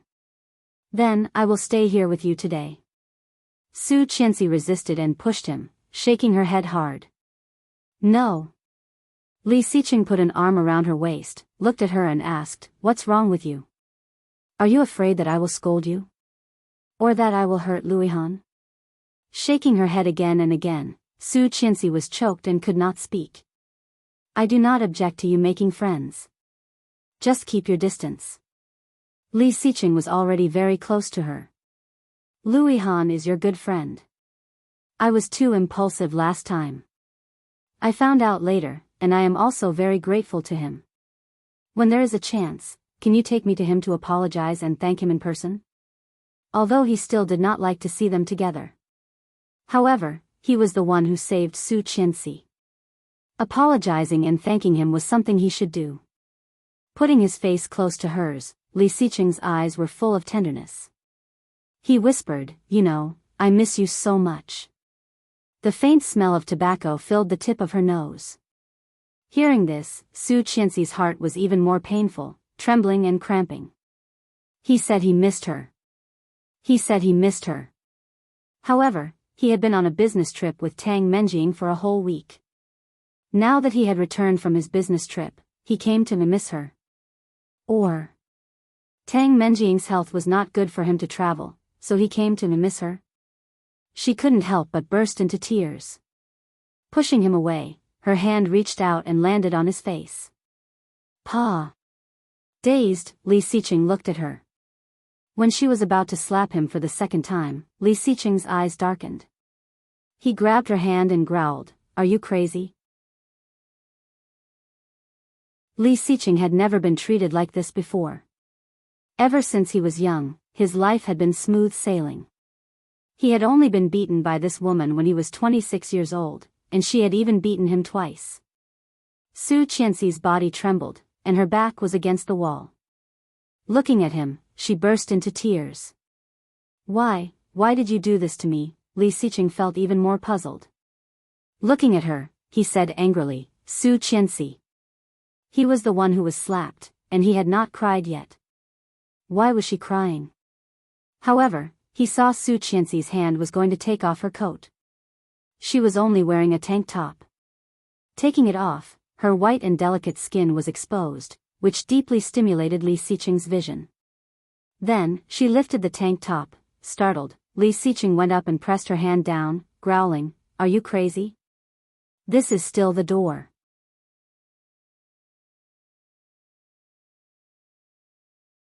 Chapter 334. Li Xiqing suddenly tightened his grip on her hand.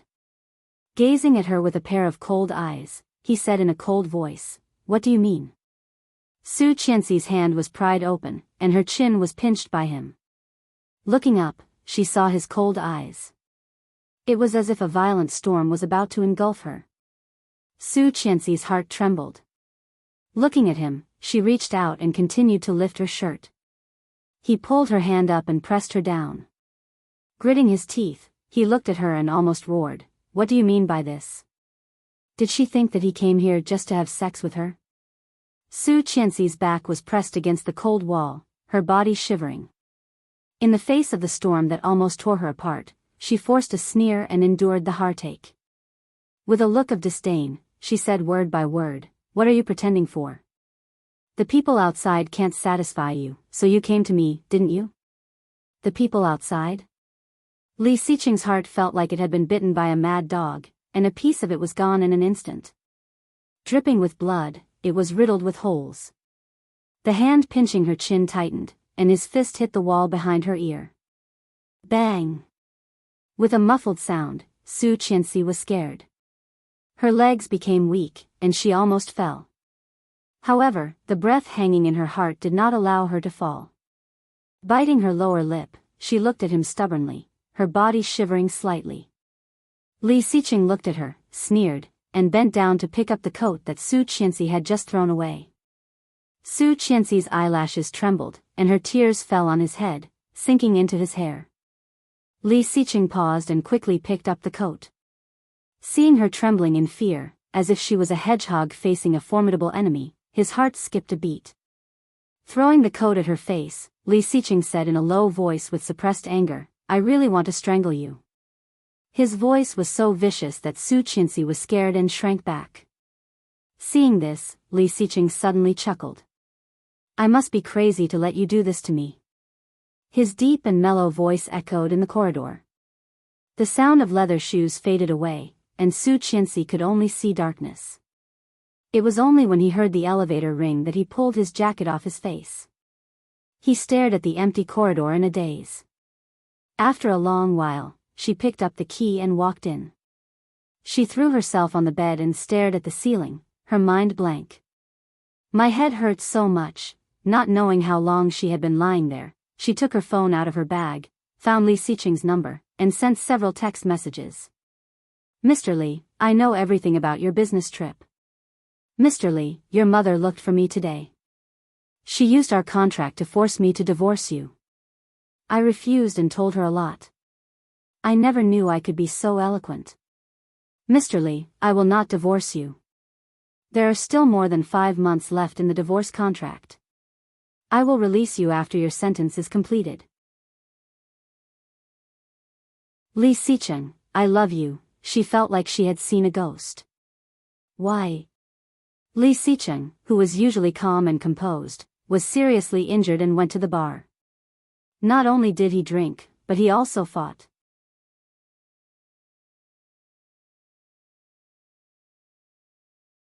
Chapter 335. She wanted to cry but had no tears. She called the boss's wife to come over, but she was stopped by her boss. If you dare to call her, you don't have to follow me anymore. So, the lady boss still didn't know that he was injured? Did she really think that he had come back from a business trip? Qing Yu was full of grief and indignation. Just when she decided to stay here to get some overtime pay, he kicked her out. Before leaving, he asked, "Where is my cell phone?" "It's broken. The front and back screens are seriously broken." "It has been sent for repair," she said. "I got you a new one. Here you go." He glanced at it, pinched his eyebrows, and said, "Okay, you can go back now." When Qing Yu was about to leave, she was stopped again. "Wait. Is there anything else? Did she call? Her?" Qing Yu was dazed for a second before she realized who it was. She shook her head and said, "No. The previous one was broken and turned off. I haven't received any calls from Mrs. Li. She did receive a few calls from clients." The light in Li Xicheng's eyes dimmed a bit. Then, with a wave of his hand, he lay back down. It was hard to tell what he was thinking. No one had come back to the house for half a month, and Nanny Rong was a bit panicked. She made a phone call to the old house. Nanny Rong more or less wanted to complain. When she heard Captain Li's raised voice, Nanny Rong knew that the people in the old house did not know about the couple's quarrel. Laughing awkwardly, Nanny Rong said, "Maybe they are living outside. After all, Sir doesn't only have one house." "Nonsense. That boy would not do something like that. Something must have happened." Old Master Li roared angrily, "This is ridiculous. I was wondering why Qianqian has been acting weird on the phone recently. This is great. That guy must have bullied her." Nanny Rong was speechless. In her eyes, Su Qianxi was his granddaughter, and Li Xicheng was the one who came to visit. "I understand. Don't worry about it. Leave it to me." "Okay." As soon as Nanny Rong said that, Grandpa Xing hung up. The phone in the old house was from the 1920s and 1930s. Putting his finger in the hole, he dialed Li Xicheng's number. Captain Li was ready to scold Li Xicheng at any time. However, no one picked up. Then, he dialed 2 more, and the results were the same. After about half an hour, Li Xicheng called back. The old man wanted to curse even more. He opened his mouth and shouted, "You're going to die. You don't even answer your grandfather's phone. You're rebelling." After a second of silence, Li Xicheng said quietly, "Grandpa, I was in a meeting." Meeting. You only know how to attend meetings. Every time I call you, it's because you're in a meeting. What's the use of earning so much money? If you have the heart, why don't you go and please your wife? Otherwise, when your wife runs away, you'll be crying. Li Xicheng did not say anything and looked at the calendar on the table. It had been 7 days since they last met. Dead? Say something. Old Master Li was furious. "Yes, not dead. What's the matter, Grandpa?" Captain Li suddenly felt angry and roared, "You're rebelling. I just said so much, and you didn't hear a word?" "Yes."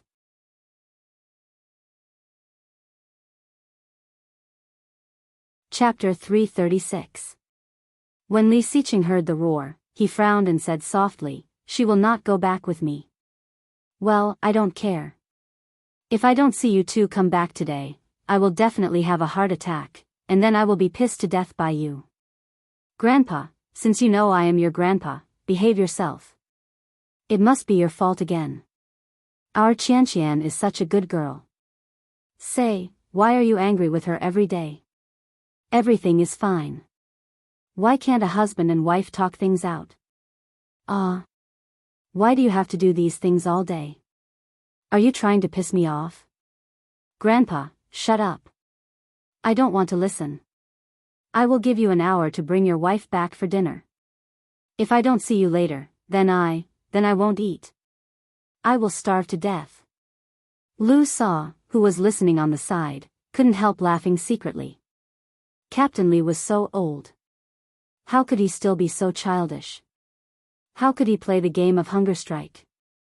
However, Li Siqing couldn't stand it the most. With a sigh, Li Siqing said, "Got it. You won't starve to death." Well, that's more like it.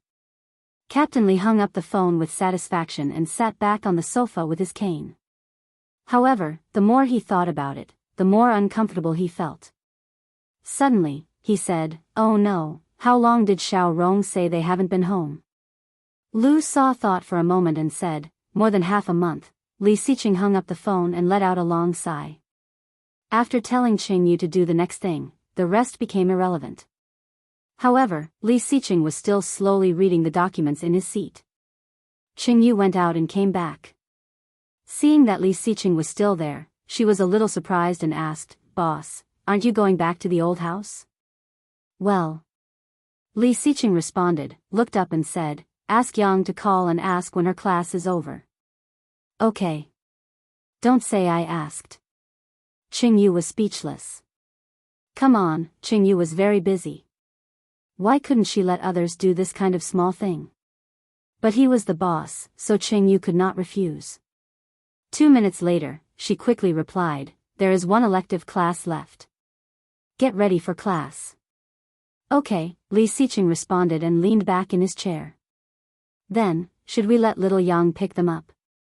"Yes." She replied to Yang on WeChat, but as soon as the message was sent, he changed his mind. "Forget it. I'll go by myself." "Qing Yu, don't tell her." "Oh." She left the office, and he finished approving all the documents. It only took him 10 minutes at the slowest speed. Helpless, he opened the drawer, intending to place the documents inside. However, the moment he pulled the drawer open, he saw a black phone. The phone had been fixed for a long time, but it was broken, and he had no intention of using it again. He stuffed the documents into the folder, locked it, got up, and left the office. Su Qianxi walked out of the school with her bag in her arms and immediately saw the cool black Maybach. She stopped and seemed to have guessed who was in the car. When Yang and Li Siqing were in China at the same time, Yang would not drive this car.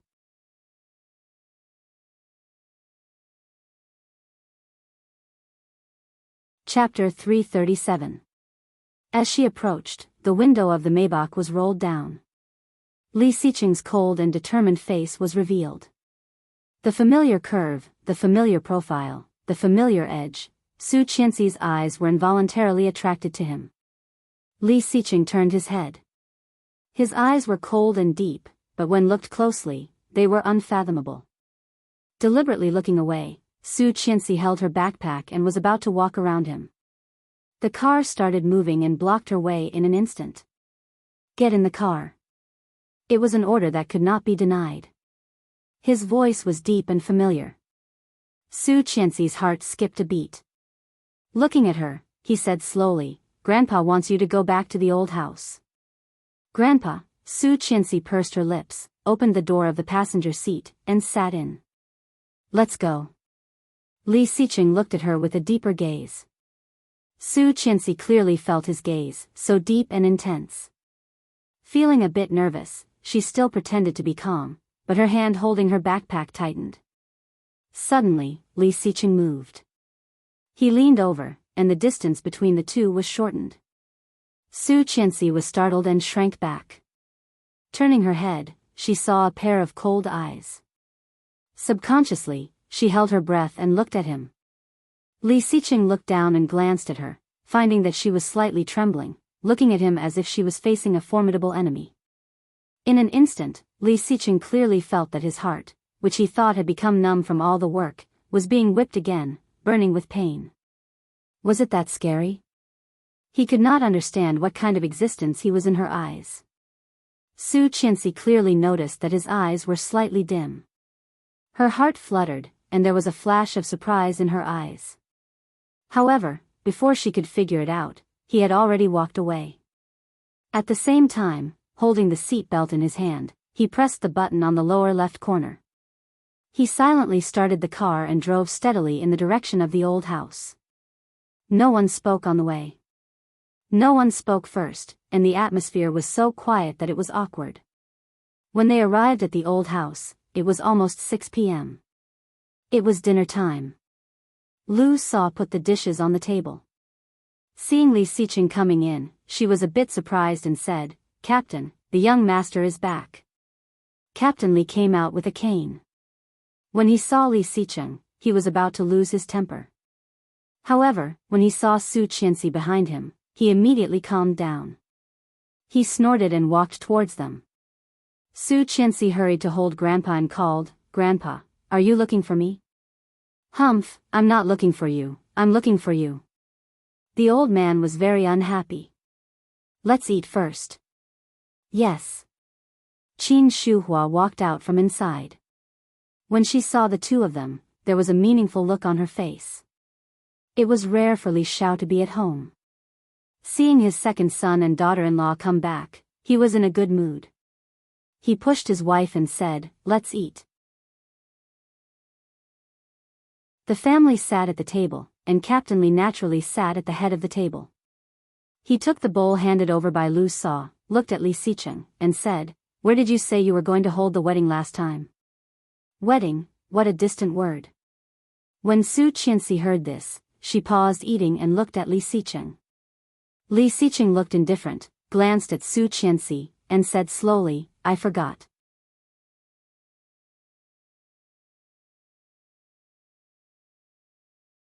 Chapter 338. Su Qianxi's heart felt like it had been stabbed. Holding the chopsticks, she slightly tightened her hand, lowered her head, and picked up the bowl of rice. Grandpa heard Li Xiqing's answer and was furious. He directly threw the chopsticks on the table and said, "What do you mean forget? Are you so busy with work?" Li Xiqing did not speak, holding the chopsticks to pick up the food, eating slowly, his movements elegant and dignified. Grandpa was furious. Looking at Su Qianxi, he said, "Qianqian, has he been so weird these days?" Sarcastic. Li Xiqing paused. Su Qianxi put down the bowl and said, "No. Of course not." Grandpa had already seen through everything. "Hey. He is busy with work, so it is normal for him to forget," Su Qianxi explained in a low voice. Reaching out her hand, she picked some food for herself and ate slowly as if she did not care. Li Xiqing did the same, eating slowly and looking as calm as usual. Grandpa could only watch anxiously. He glared angrily and stood up. "Grandpa, eat," Li Xiqing called, but his voice was calm and did not sound sincere. Su Qianxi put down the bowl and quickly greeted him, saying, "Grandpa, eat first. We can talk about this later, okay?" Grandpa heard it and glanced at Li Xiqing. Seeing that Li Xiqing did not mean to refuse, he snorted and turned around to sit down. He knew his grandson too well. As long as he did not refuse on the spot, there was still room for improvement. It seemed that this matter was not entirely Li Xiqing's fault. Grandpa picked up the chopsticks, ate a few mouthfuls, and soon said he was full. Su Qianxi helped Grandpa take a walk in the back garden. When they came back, it was already 10 minutes later.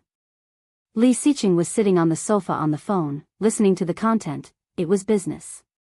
Grandpa sat quietly on the side, and Su Qianxi was peeling an apple for him. However, when Grandpa finished the apple, Li Xiqing was still on the phone. Grandpa stared and threw the apple core over, looking like a warning. Li Xiqing did not dodge, but caught the apple core firmly and threw it into the trash can. He took a wet tissue and wiped his hands, but his tone did not change. After a minute or two, the phone was hung up. "Tonight, Qianqian, stay here with Grandpa." Grandpa sighed. Although he was talking to Su Qianxi, he was glancing at Li Xiqing. I don't have many days left. I can die in peace if I can spend more time with my grandson. Grandpa. Su Qianxi felt sad. You will live for a long time.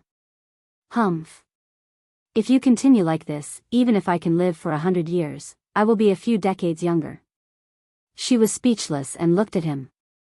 Li Xiqing met her eyes for less than a second before he looked away and said casually, then stay. I have something to do at the company. If there's nothing else, I'll be on my way. Captain Li was so angry that he picked up an apple in front of him and threw it at Li Xiqing, roaring, you stay too. Li Xiqing dodged and said confidently, I'm busy at the company.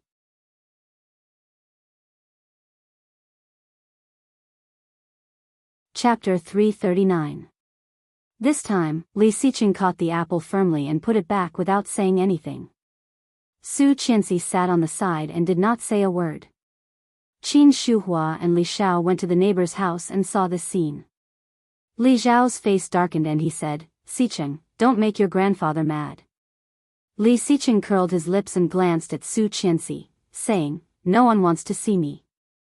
Why should I stay here? As soon as he said that, the people present were not fools. They knew what was going on the moment they heard it. All of a sudden, Su Qianxi attracted everyone's attention. Condemnation, contempt, love, and ambiguity surrounded her. She felt her scalp tingling and said, I did not. Captain Li stared at her, picked up another apple, and threw it at her, yelling, what else do you have to say? Li Xiqing was hit in the stomach by the apple and was speechless. Picking up the apple and putting it back on the coffee table, Li Xiqing stood up and said, I'm going to take a shower. Seeing this, Qin Shuhua looked at Su Qianxi with a faint smile. Su Qianxi looked back at her, fearlessly staring into her eyes. You're quite something to be able to push my son like this. Qin Shuhua said something ambiguous and walked away.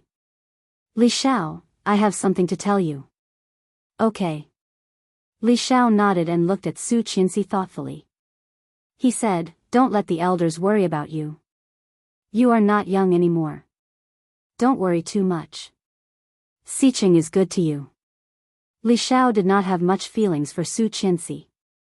Although she was beautiful, she was a typical girl from a humble family. At the beginning, because she was personally chosen by Captain Li, he did not say anything.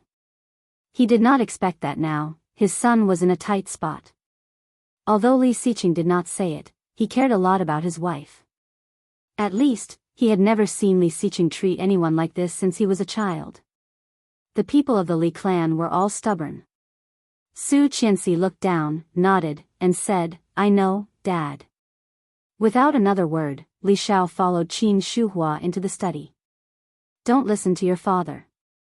If that kid bullies you, tell me. I'll back you up. Captain Li was not convinced. He patted his chest and said, I'll always be your safe haven. She felt a lump in her throat, and her eyes were soon wet. Nodding, she sniffed and whispered, Grandpa. Why are you so nice to me? If I don't treat you well, should I treat Li Xiqing well? That guy is an ingrate, humph. I'm still counting on you to give me a chubby great-grandson. In addition, with Li Xiqing's temper, if he could marry a wife, he should be very grateful. Which ordinary person could stand him? It just so happened that he had met someone he liked, and that kid also liked. Of course, he had to make her stay and spread the seeds for the Li family. However, he did not say it out loud. Seeing Su Qianxi's touched look, he was very proud. Fortunately, his granddaughter-in-law was this little girl, who was easy to coax and satisfy. If it was that girl from the Tang family, thinking of Tang Menjing, Captain Li couldn't help feeling depressed. The smile on his face faded, but he quickly changed the topic with Su Qianxi. After chatting for a while, Captain Li felt tired and let her go back to her room. Su Qianxi stood at the door of the room. Thinking that she would be alone with him, she felt embarrassed. She did not know how to face him.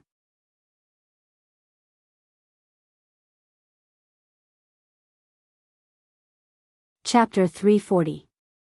As soon as she entered the room, she smelled the faint smell of tobacco in the room.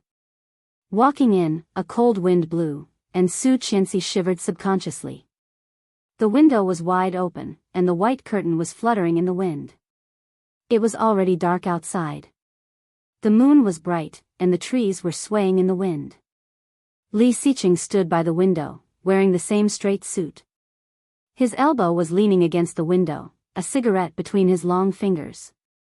The smoke was blown in by the wind. The ash was already very long, shaking on the edge of the vent. Noticing that someone had come in, Li Xiqing did not intend to turn around. Slowly shaking the ash into the ashtray, his voice was low and calm. "In the wind," he said, "do you hate me a lot?" The unexpected question fell into Su Qianxi's ears, making her heart skip a beat. Like a planet hit by a meteorite, there was a violent impact in an instant. "Do you hate me a lot?" It was just a few words, but it had evoked all the grievances and sorrows in her heart. Looking at his back, Su Qianxi's eyes gradually dimmed, and a layer of mist came over her without warning. "How could it be? How could I hate you?" "You are Li Xiqing." However, she quickly wiped the water off and pretended not to hear it, turning around and rummaging through the closet. Although they had not been back for a while, in the closet, Lu Sa had already changed into autumn clothes for them, so that they could come back at any time. After rummaging through a set of pajamas, Su Qianxi went into the bathroom and could not help but burst into tears. She was not a person who liked to cry. Even when she was beaten up by those rich women last time, she gritted her teeth and did not have the urge to cry at all. However, every time she saw Li Xiqing, her tears seemed to be opened and could not be held back. The influence he had over her was too great, no matter in her previous lifetime or this lifetime, she could not feel anything for him. Every time she saw him, she would feel her heart pounding. How could she hate Li Xiqing like this? Li Xiqing clearly heard her footsteps moving away. He put out the cigarette, closed the window, and sat on the sofa next to the bed. After a long silence, there was a knock on the door. It was Lu Sa who opened the door. "Second young master, this is the tonic that old master told second young mistress to drink. Please give it to second young mistress later." Li Xiqing glanced at it and frowned. "It's not good to have dessert at night." "Io, you're not the one drinking it. You can give it to second young mistress. This is specially prepared by the old master for her." "Okay." Li Xiqing took it. "Got it. You can have some too. It tastes good." Lu Sa smiled slyly and glanced inside. "She's taking a shower. Just give it to me." "Oh, okay." Lu Sa gave the tray to Li Xiqing, closed the door, and left.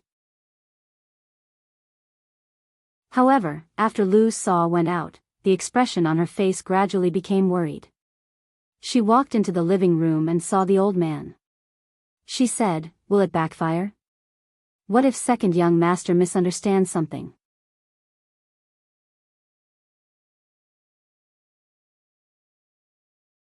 Chapter 341. Coming out of the shower, Su Qianxi tried to calm herself down. Seeing him smoking on the sofa next to the bed, she just glanced at him, dried her hair, and sat down on the bed. "Grandpa asked Lu Sa to make you a tonic. Drink it while it's hot," Li Xiqing said, stood up and walked into the bathroom. Su Qianxi glanced at the small bowl on the table. It was bird's nest with red dates and rock sugar. She felt it with her hand and found it was just right. She tasted it. It was sweet, smooth, and delicious. She finished it in a few gulps, put the bowl back, and began to blow-dry her hair. Perhaps because the hairdryer was on, Su Qianxi felt a bit hot. Putting on her cotton shoes, she took the small bowl outside and opened the fridge to pour a glass of milk. After finishing it, she went back to the room. However, after returning to the room, Su Qianxi felt even hotter and a bit uncomfortable. Opening the window, the cold wind blew in, making Su Qianxi feel refreshed. Standing by the window for a while, Su Qianxi felt more and more confused. Leaning against the window, she felt a bit dizzy. The sound of water in the bathroom stopped, and the door quickly opened. Su Qianxi did not look back, but she seemed to see his body in front of her. Sexy, wheat-colored skin, well-defined muscle lines, and that pure white bath towel that was filled with explosive power, so shameful. Su Qianxi covered her face and found that it was shockingly hot. So hot, Su Qianxi tugged at her nightgown and said to herself, "This dress is too thick." Li Xiqing seemed to have heard her words. He glanced at her and did not care. Taking a dry towel, he dried his hair. The wind was a bit strong, and the curtain was lifted. Feeling a bit cold, Li Xiqing threw the towel down and said, "Close the window." But Su Qianxi did not seem to hear it, standing still. Li Xiqing frowned, walked up slowly, pushed her away, and closed the window without looking at her. Seeing that he only had a bath towel on, Su Qianxi felt even more thirsty. Stepping back, she plunged into the bed and quickly covered her face with the quilt. Why, as soon as she saw him, she had an urge to ravage him. What the hell? Obviously, she wasn't that thirsty. She snuggled in the quilt, feeling even more uncomfortable. His skin was shockingly hot, and waves of heat assaulted him, but there wasn't a single drop of sweat on his body. It was as if he was suffering from a fever. She unconsciously moaned and wriggled. Lifting the quilt, she felt very comfortable with the cool air on her skin. So hot, so hot. She quietly put one leg under the bed and lifted her skirt a little. Feeling the cold air on her leg, she finally felt better. However, she caught a glimpse of Li Xiqing's strange look.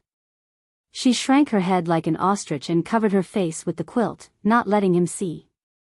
Seeing her like this, Li Xiqing simply ignored her and pulled the towel away. He slowly took out a silk robe and put it on. However, seeing that body, she subconsciously clamped her legs and shamefully thought of how he looked when he entered her. This.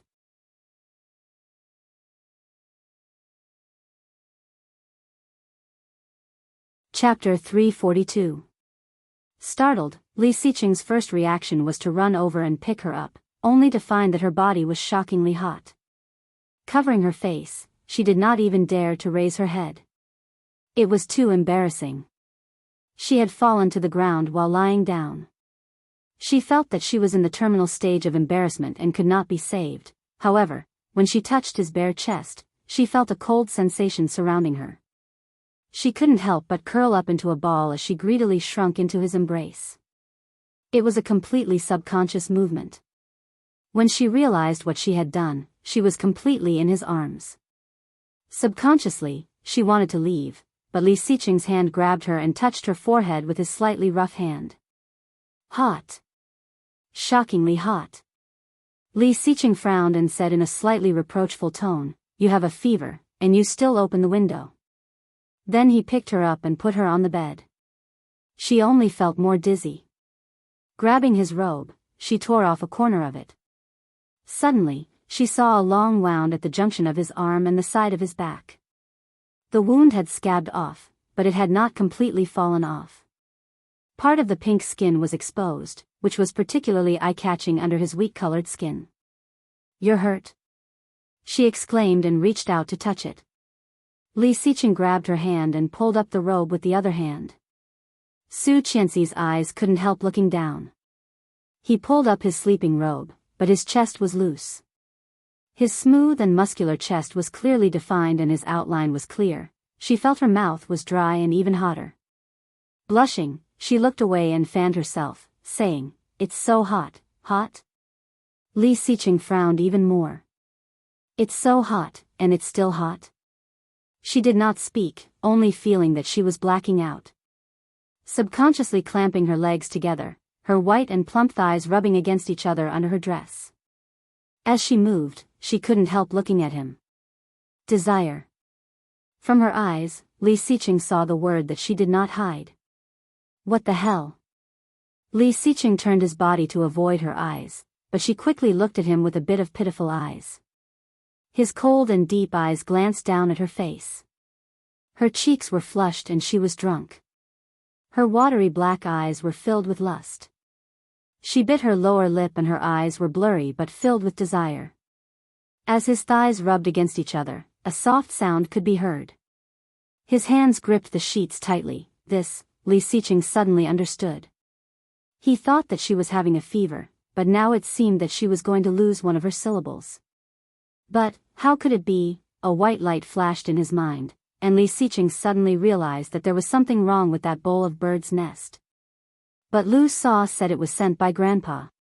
Could it be? Li Xiqing was speechless and thought to himself, how disrespectful. Seeing that he was not moving, she got up and grabbed the corner of his robe. However, she seemed to realize that she should not do that, so she immediately let go of his robe. Burrowing into the sheets, she covered her head and curled up into a ball. Knowing that she was not having a fever, Li Xiqing was not in a hurry. Slowly turning off the light, he opened his robe and lay down next to her, motionless. You're tuning into the Biyao's Wuxia Chronicles YouTube channel.